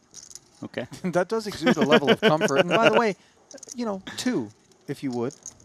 Sounds delightful. Look at this. Not worried about a king or an ace. 1.25 million into 2, and this is atypical in terms of some of the courage required. I like this a lot. I think that he expects Cayenne to raise a lot of the aces pre-flop, maybe even less than he actually does. So maybe there's a perception that he shouldn't be checking them back as much as he is. And so he's really found a way to generate value in this hand. It's a great find. And note, Cayenne hasn't folded yet because he unblocks all of the suited combos that are low. Like, let's say Gabriel had the 7-6 of hearts here. That'd be a combo that would bet the river as well on the ace. So the Jack High is deceptively a good call here. He thinks that Gabriel wouldn't value bet a 5 as well, Yeah. I think, as played. Yeah. It's a You great begin point. to take the 5s and deuces off the board. He could have a king, This of would be course. crazy. Crazy to make this call. It would be crazy. It would be crazy. I was going to say, usually people just call when they do that, when they say that. It's a 5, Yeah, just right? kind of hedging. Yeah. Demonstrating that they're well aware of how thin the Jack High would be. Although, you know, there's a lot of logic and merit to it. But more importantly, what there is a lot more chips in front of Andrade now as a result. Yeah, that was a brilliant river bet. Even the sizing, too. Yeah. Because it's not much worse hands that can call you besides a deuce or high card. And he expected Cayenne to read it as weakness. Well done. Got a real match now. 30 versus 70 big remember. blinds. Fuck, you have bad memory, man. I do have bad memory. It happened last hand. There's no way you don't remember. Oh. Also note We got him the spicy. different sizing choice. We got Cayenne him versus spicy. Gabriel. He called me with a Jack High. Cayenne playing lots of limps, and then the Take it general back. strategy is when you limp, you play 2.5x. Gabriel offsuit in the muck too. Yeah, this is peculiar. So Andrade has some sense out there. He says, I've got him spicy. Steamy, I think, is more what he's trying to convey. And obviously the King Jack suited wasn't a product of steam necessarily, but he did come, as opposed to limp, which we've seen so much of, with the raise. And he did so at that 2.5x price point. And Andrade almost like furthering the idea that I'm going to annoy you, folding the 9-8 offsuit, very defendable, to prevent there from being some sort of big pot that he could reclaim potentially. You know, these are ideas. Of course. For sure. And I think that those ideas are frankly going to be more present in Gabriel's head than Cayenne's. I think Cayenne's just going to play some good heads-up poker. Agreed. And Gabriel's maybe trying to manipulate those 2.5 meta dynamics.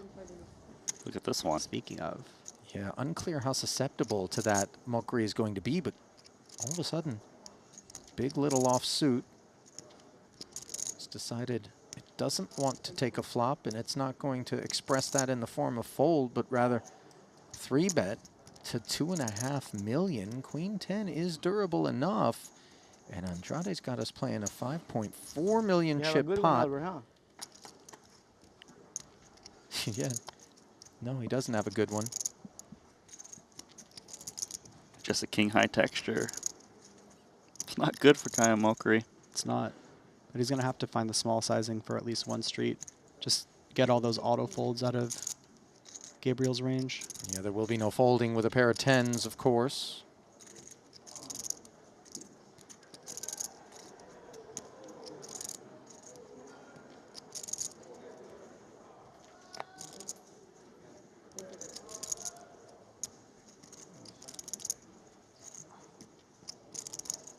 Seems like he's trying to convey weak body language to Mocha right now with middle pair. I agree. I also think he's thinking about raising to deny equity. This is something that he did with the 2-pair earlier. He's looking for the mint T. He can't make a decision without it. Oh, no! Mamma mia. Are you okay, or do you need 5 minutes for the throw? I get acid reflex and I haven't eaten nothing, so I want to. Oh, you should try to get them. Can you help me with a tea, mint tea, or a server to mint tea? Thank you so much. If you need a couple minutes, no problem. No, it's okay. I'm okay. That gives some deep insight into how Gabriel is going to approach this heads-up match. I mean, the 9-8 offsuit. I don't remember either. Maybe there were some dynamics happening. Fuck, but you have a short memory. Oh my God! This one was a clear continue. Exactly like it happened to you. What the hell? It must be the lights. But with that where are said, the ones that I had? I had 5s. Yeah, you gave me one. I did? I'm curious as to what A 5 one? A 5 one? your thoughts are if you were but I had the tasked 5. with Yeah, but he changed it and gave you 4-bet. trying to get into Gabriel's head when he folds so much hand on that flop. You can get one for me You if you bet want to change. a You lot wanna for a change? small No, sizing, give me one. and then just make him Be keep generous, folding. brother. You Not lean allowed. with pressure Or else I heavily. would. The second that people start overfolding in a heads-up dynamic specifically, and Randy's watched a lot of heads-up, you can probably attest to this, when the folding's happening, it doesn't stop, and you have to kind of keep the steamroller going. Well, you can get people into this I need to produce a hand kind of mentality, and they will fold away a whole lot of pot in the interests of doing that. But I think, Randy, what I was a little bit more after was what was going through Gabriel's head when folding a pair of 10s on that flop after investing 2.5 pre. Wow, what a sick run, huh? Yeah. Happy for you. Very nice. Thank you very much. But I was thinking about going to the one in Jeju that told me. You should, yeah. But I'm gonna probably go to all the. Chat's saying the invitationals. graphic was wrong. Yeah. And then I like PLO too, so. No. Yeah, they have PLO tournaments. I know. The Chat's big saying ones. that there was I actually no would pair have of come. 10s I'm on the glad flop, that it now was just a everything gutter worked ball this way, that he but like, folded. I would have come earlier, Oh. but I thought it overlapped with this one. We had a graphics error. Because That I would be saw more they manageable. had I'll a- rewind a for big you guys. tournament with Yeah, Time I'd love to see Limit. I it. thought- I Randy's think going to I do some read the snooping day for us, before. chat. That's important. They have a 50K PLO now too, I think. They have a 10K. They had a 10K PLO yesterday, but I think the big ones they're over. No, there is one more 50K, I think. Already there? Yeah, I think so. Okay, great. So I'll play that one. And I'm playing the main. Oh, you said you don't know, right? You're too rich to stay for that 60 million guarantee. That's what you said. You know what? I didn't say King I was too rich, 9-7 on the flop. It was you just said a that you gutter, might- and that Right. does might change say you things might- considerably. That might hit and run, I said. So great catch, chat. Still had a gut shot, though. I don't know if we're allowed to fold that one either for the B25. got but it. with that being said, it's very Thank you. I had different to than say the having a pair. I'm You a got a lot reasonable less hand? perturbed Yeah. by 100%. the gutter binning it than I don't second know what pair reasonable Agree. is with a strong kicker. between you and me, but, but Chat's I reliable. had you beat. This is great. Good job, Chad. Careful, Randy. As soon as you go thinking that, Jaffe's in there telling you he was a dolphin trainer. He's your boy? Albert, me and Albert are good friends, yeah. Good friends? Yeah. And we play with each other, against each other a lot. Yeah, Yeah. of course. You probably noticed. He's betting me relentlessly on the same. It's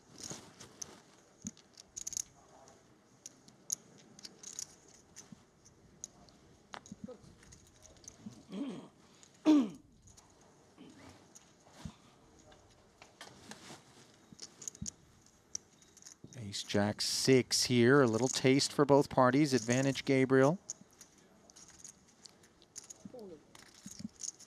Clear stab here for Cayenne. Quick continue. Looks good so far.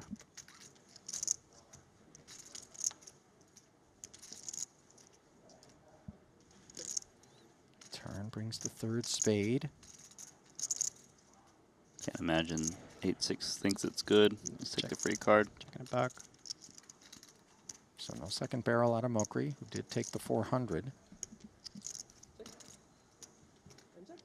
Okay. Full shutdown. Maybe left a little bit of meat on the bone there.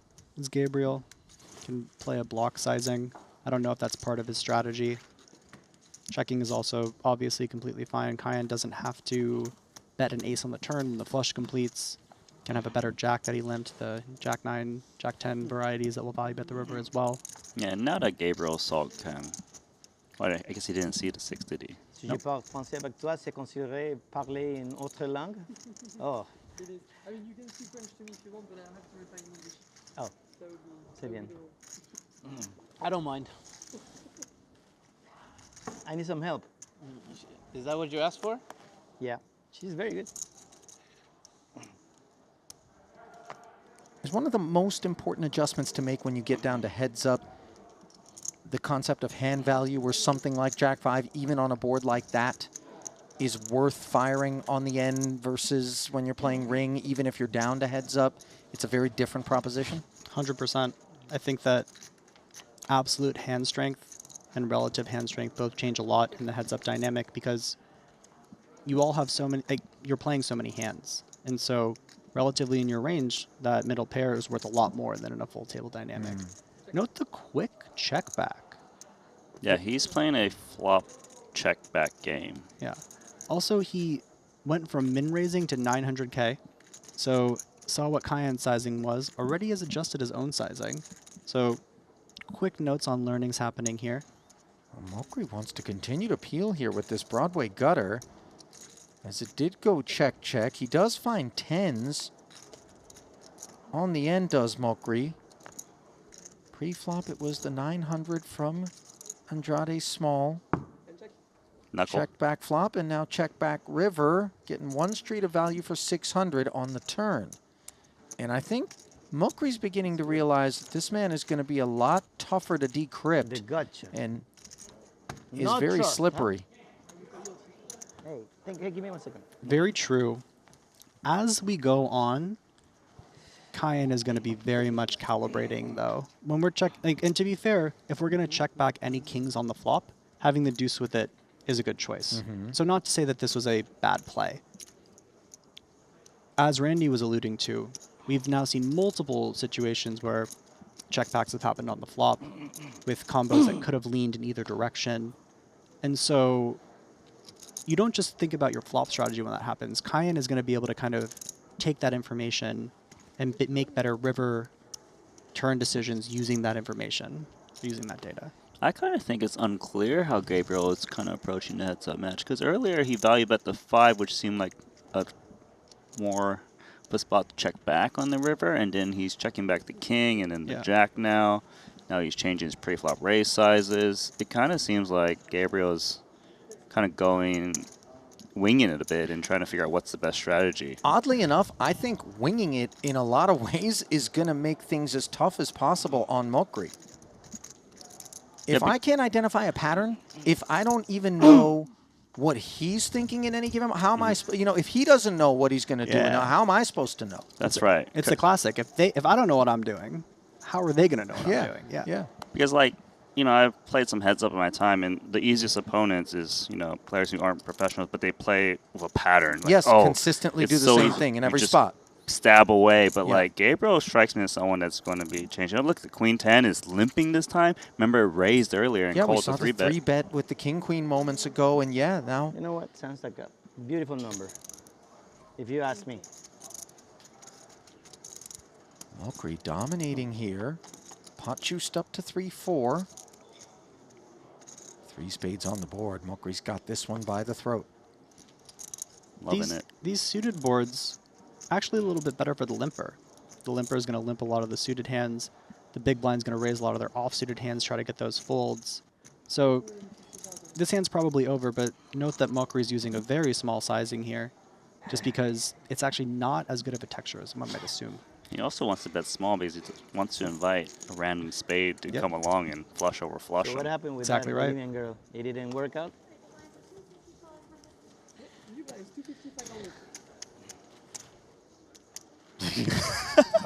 Guess not. Oh my god, I am so tired. You want to go play at Royal, you psychopath? Yeah. I don't know why.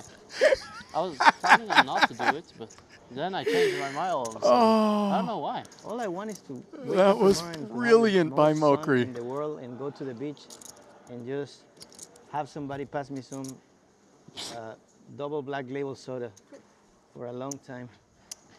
Double black label soda. What is that even? Scotch. Oh, black label. Oh yeah. Cheapest Scotch. He successfully did dodge the question. That's a good one. By the way, as we bring monotone spades once more, 6s for Andrade best. Blinds are up as well. I confess I'm really curious, even more so now, about this Bolivian gal that things didn't work out with. Blinds did go up, Dylan. 250, 500, 1.25 per 2 hands. The price of poker. Trappy. Yeah, Gabriel trying to get Mokri into some trouble. Kayan does not oblige, and now Andrade will do his own bidding.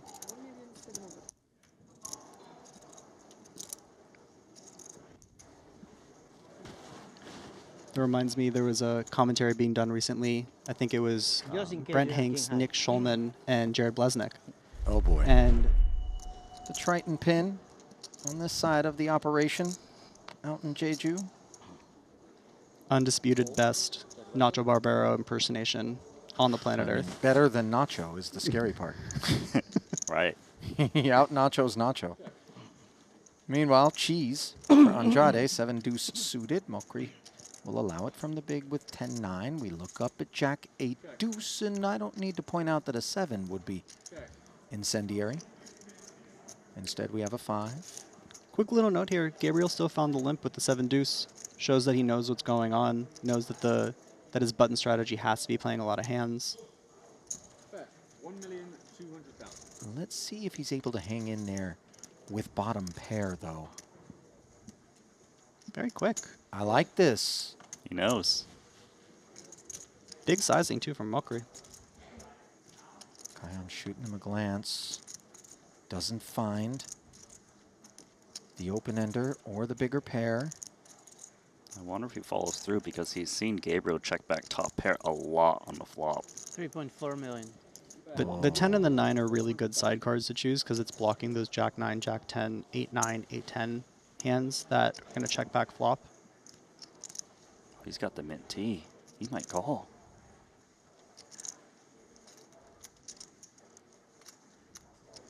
This would be so nasty. The 7 is not a great side card from a theory perspective, right? So many of Mokri's bluffs are going to contain that 7. 7-4, 7-9, 6-7. But with that being said, the vibes, they might just be there. It doesn't actually make sense that Mokri is value betting so strongly, I feel like. I mean, would King High have behaved this way and suddenly have arrived on a pair of kings? No, he should. This is essentially saying he has his best Jack X hands, right? Like the checked back, Queen Jack offsuits, the checked back, Jack 10 hands. You hear Andrade engaging Kion, saying, "I've got one of those crazy calls." Crazy calls in the world. Oh, did he find it? He threw something in. I No, think that it's was time. a time bank. Oh my gosh, I thought that was going to be gangster. To have a battle cry and then a single chip flick, that would have been soul crushing.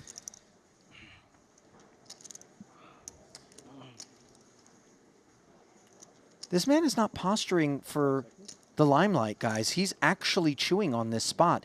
I don't know that the time is being utilized to actually parse through anything in particular, but rather see whether or not the spidey sense goes one direction. That last time bank, he was looking right at Kion as well. When he made the, let's call it gorilla crazy call chant. Staring right at Kion, seeing if he could pick something up. Fold. Oof. Oh. Good bluff, my friend. Thank you.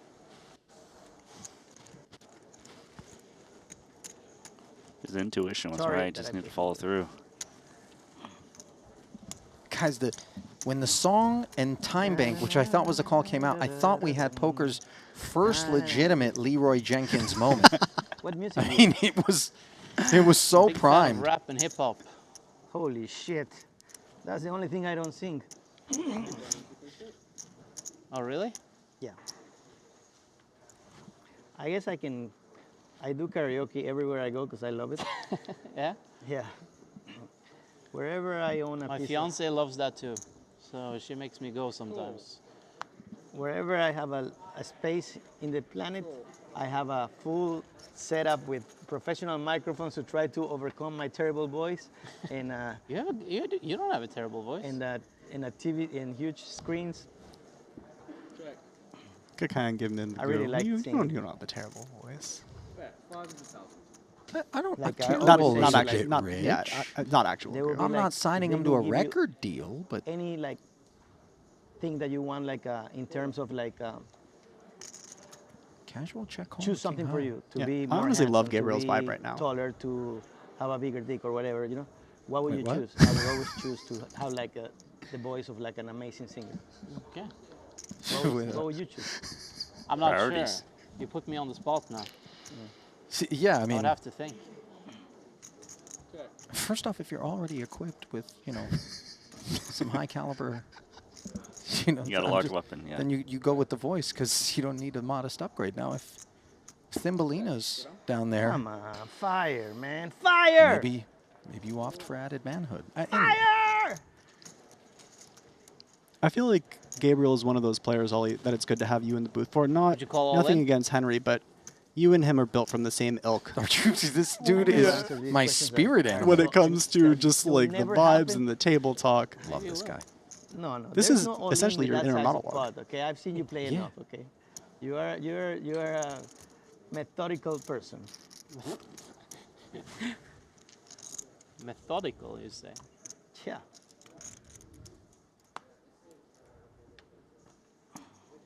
You know what? I'm going to have to bump into this Gabriel character and see maybe a night of karaoke before we leave the island for the gram. All in? Love this. Punishing ace-6 all in here. It's a really good It find. would have been so great if I had something. I was hoping you had something.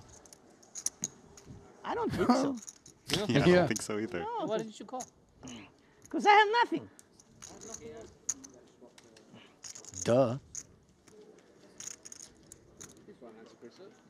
I'll tell you what, the World Cup is coming up in 26. And if I'm not mistaken, Ecuador has qualified.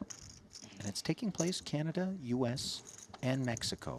Maybe I had nothing also. Then I have you beat. I would love to You hit beat up an nothing? Ecuador match. Yeah, I can make a with center Andrade. straight And, from each side. we'll take him over to an Iran match. after If you this should one. feel so inclined. Might be able to get some nice seats after this score as well. Be able to treat you a little bit. Oh, you know, maybe the luxury box. Yeah. Is there a reason you didn't look at me when you talked about the World Cup? Do you know what the World Cup is, Randy? I only know about the Melbourne Cup, all right? Yeah. I think that's the large thing of fries and chicken nuggets you get Yes. at Shake Shack. At Six Flags. Yeah, whatever. At Shake Shack, yeah. The World Cup is going around the horn of the burger menu at Shake Shack, which Randy is actively in the process of doing. What's your favorite? My favorite what? Favorite burger at Shake Shack? I'm not telling you, guys are mean. No, I'm actually curious now. Shack Stack. You have a favorite at Shake Shack, Dylan? I don't know the menu. I'm gonna confess. Don't know the menu. I don't. You haven't lived in. Dylan and I actually, and this is defending the fact that the man has lived, bumped into one another at the Park Hyatt. Paris. In just off of Santa Maria, Palais Vendôme. Probably one of my favorite hotels. Lovely there. That I stay at breakfast. And this was after one of the Tritons. We both decided we would target Paris. Had no idea. You and Emily were there, and I looked over, and my girlfriend and I were there, and I'm like, Dylan? What are you doing here? Am I still at Triton? Usually that's when you see like an X or something, or like, you know? Yeah, it wasn't that awkward. We hung out for a minute. Ace 4-3, by the way. Andrade wants to hang out with the open ender. Mokri does as well with that 9 of diamonds. He does not find improvement. However, Gabriel does. Picking up the 6. Goes check, check. And now in comes the deuce. Upgrading. Andrade to the straight. 10 high feels equity free. Oftentimes when we say that, we expect 900,000. the bet to come forward, which it does, to the tune of 900. Really like the check back on the turn here from Gabriel as well. Very sharp. Got to raise this, of course.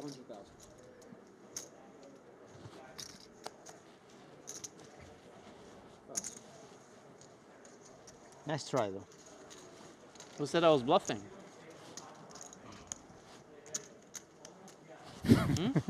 True.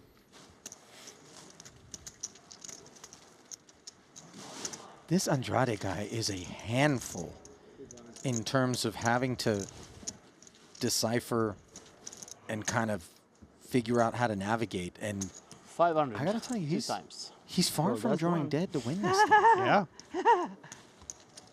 Really chipped back up. Worked his way to 11 million, but just note the fact that that's still 23 bigs. Due to the blinds going up, which they do once every 13 hands. 5s here for Mokri, limping. With all the, let's say, clamor going on. Bottom set, by the way. Mokri just still executing on a very good strategy. Finding the jam for 20 bigs with the offsuit ace in order to get the queen 8 suited to the world to fold. Limping the pocket 5s because it's a very good limp rejam hand. Just a lot of subtle things that might get lost in the ruckus that is Gabriel, and like it just, there's good poker happening still, or at least solid theoretical poker happening from Cayenne, just kind of playing his game.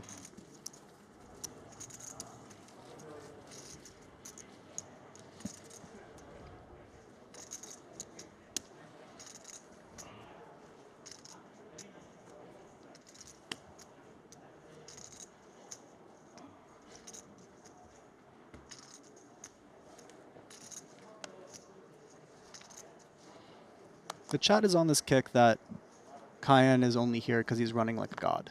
I've seen that many times here in chat. And to be fair, he's running very well, flopping sets, things like that. Don't let that take away from the fact that he's playing excellently. Both are allowed to be true. Sun running, 100%. But the play has been exquisite as well. But, you know, now we're, as I say it, this is strong caster curse energy. Caster curse. Like the way you put that.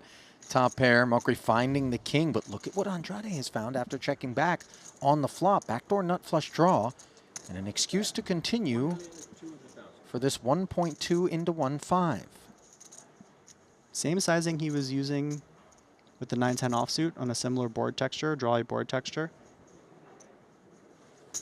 Nothing to do here other than call. Ace high could be the best hand. Let's see if he binks it. Does not. Board pairing 6 on the end. Unclear how pesky Mokri reads this as being. It's a little pesky. It's just more so, is it better to value bet against an 8 or induce from diamonds? I like this find. I think the 3 is actually a very good side card to bet with here. And the reason being? You unblock a lot of the continues that can call. You also are going to be bluffing with a 3 in your hand at a high frequency. So it's nice to balance that. Things like 3-5, 3-7. Yep. Deuce 3 even. Yep. Kind of think it's better to have like a 3 of diamonds in hand to kind of block some of the flush draws that you'd want to induce from, you know? That I agree with. The suits are probably not great. But his hand is also just good. And I think that kind of understands that Gabriel likes to click call. And remember, he clicked fold with the winner when he had that 7 deuce, and I was wondering whether or not he would be in the mood to do it twice, as you saw him chewing on the ace high, but ultimately finding the fold. Why, you missed? I wanted to win that hand.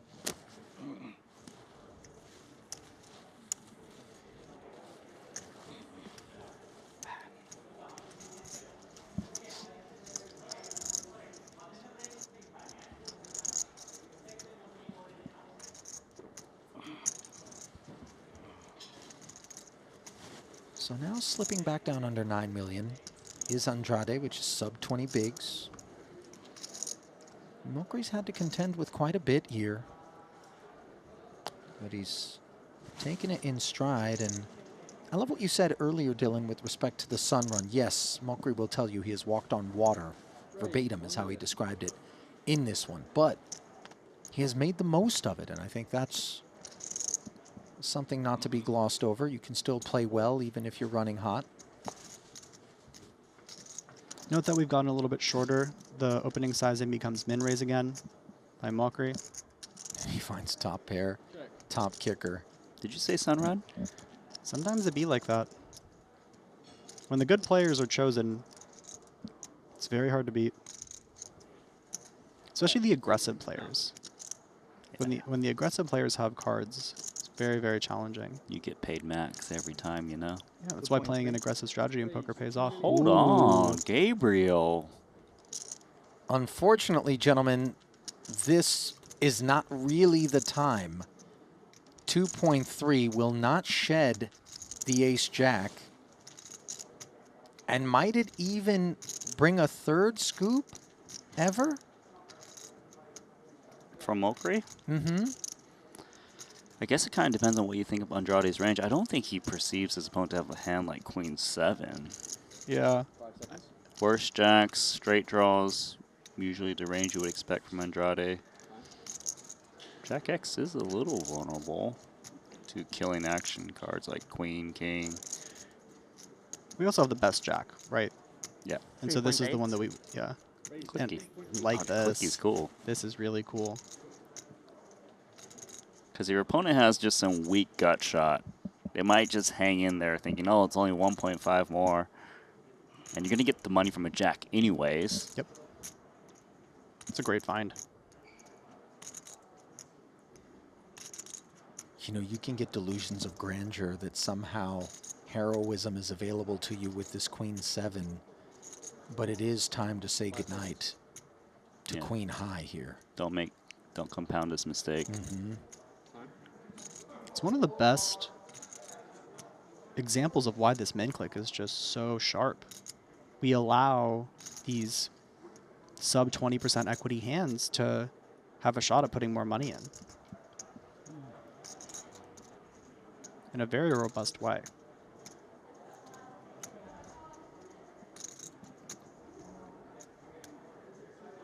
You would need to have a creative imagination to continue here. Queen 7 off. His timing's also just bad. You can't take this long. That's a great point. A lot of times when you're there chewing on a spot, the decisions become more and more limited that are available to you credibly. Come on, man. And to be fair, there are some players. Wait. We're going to go for the bad beat trick. What's that trick? Putting in bad and winning. Guys, if for no other reason, and I like Kyle Moker. David is your friend? In fact, Can I call you my believe friend, David? He's Persian Yes, he's my friend. by heritage. I never liked him anyway. But I You want don't like David? No. He's a nice Andrade to win this thing. Because I've never been to the nightclub just here. kidding. You're my Well, something friend tells too. me it's going to be going off tonight. It is anyways, I think. Second place finish in this event. That's a great point, Dylan. Yeah. Maybe we're drawn live to the doors being blown off of Aura. Yeah. Regardless of outcome. Knowing, but let's face it. Perhaps even more bottles get popped. That's fair. Knowing Gabriel, having played with him, already a very kind guy. Already got that party energy going.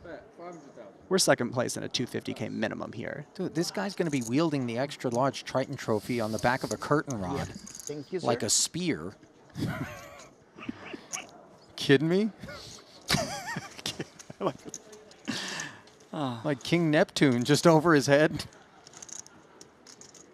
Who has enough Triton? Jay Kuhn's got to do that, I think.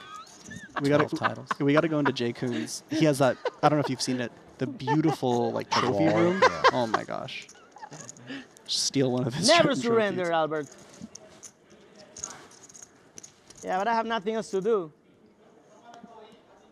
Yeah, I'm hungry, but I'm... Okay, well, Nobu's right next to Aura, Gabriel, so we'll do a, waitress comes by, you're like, I'll have 3 of everything, and then over to Aura. Meanwhile, Mokri's saying, you're going to have to pay everything if you want to see this flop. Ace-3 suited. Dahar looking on, third place finisher here.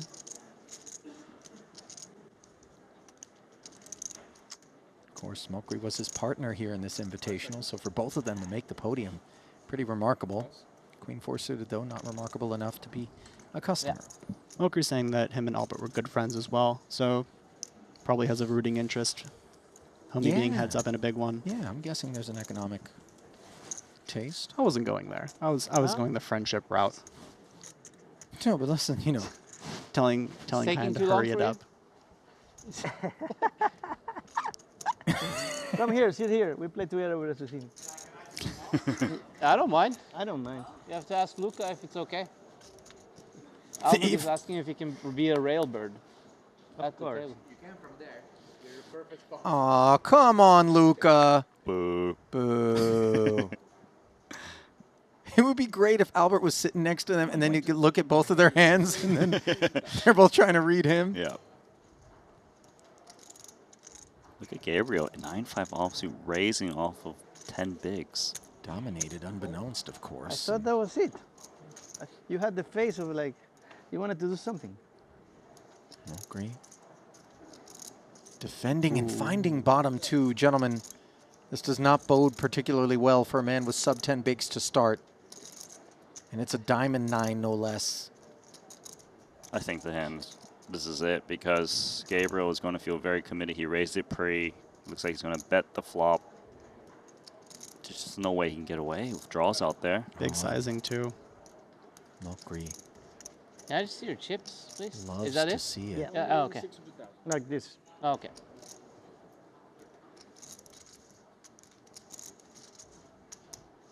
Should be check jam. It's only 2.2 back. Yeah, he's bet enough to presume he's committed. Fine. And sure enough, the jam comes in. Andrade doesn't love let's it. go for the bad bill mode or survive your diamonds. Fuck. He's got to put a brutal bad bait if he wants to try to stay in here. Oh, I mean, this is going to be the gnarliest. Running 6-8, 5-5. I have 2 some pair versus a diamonds. 9. You can come here now. You can see. Queen. You didn't think about that one, huh? Ooh. You have diamond too. Shouldn't be. Oh, yeah. Yeah, the queen does work. Whose team are you on?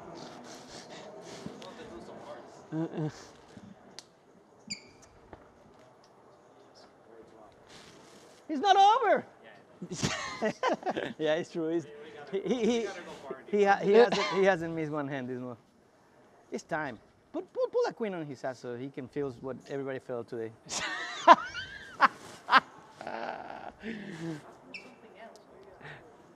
What am I going to ask for, a 5? 6 of diamonds. Well, that's very good. That gives a lot of possibilities.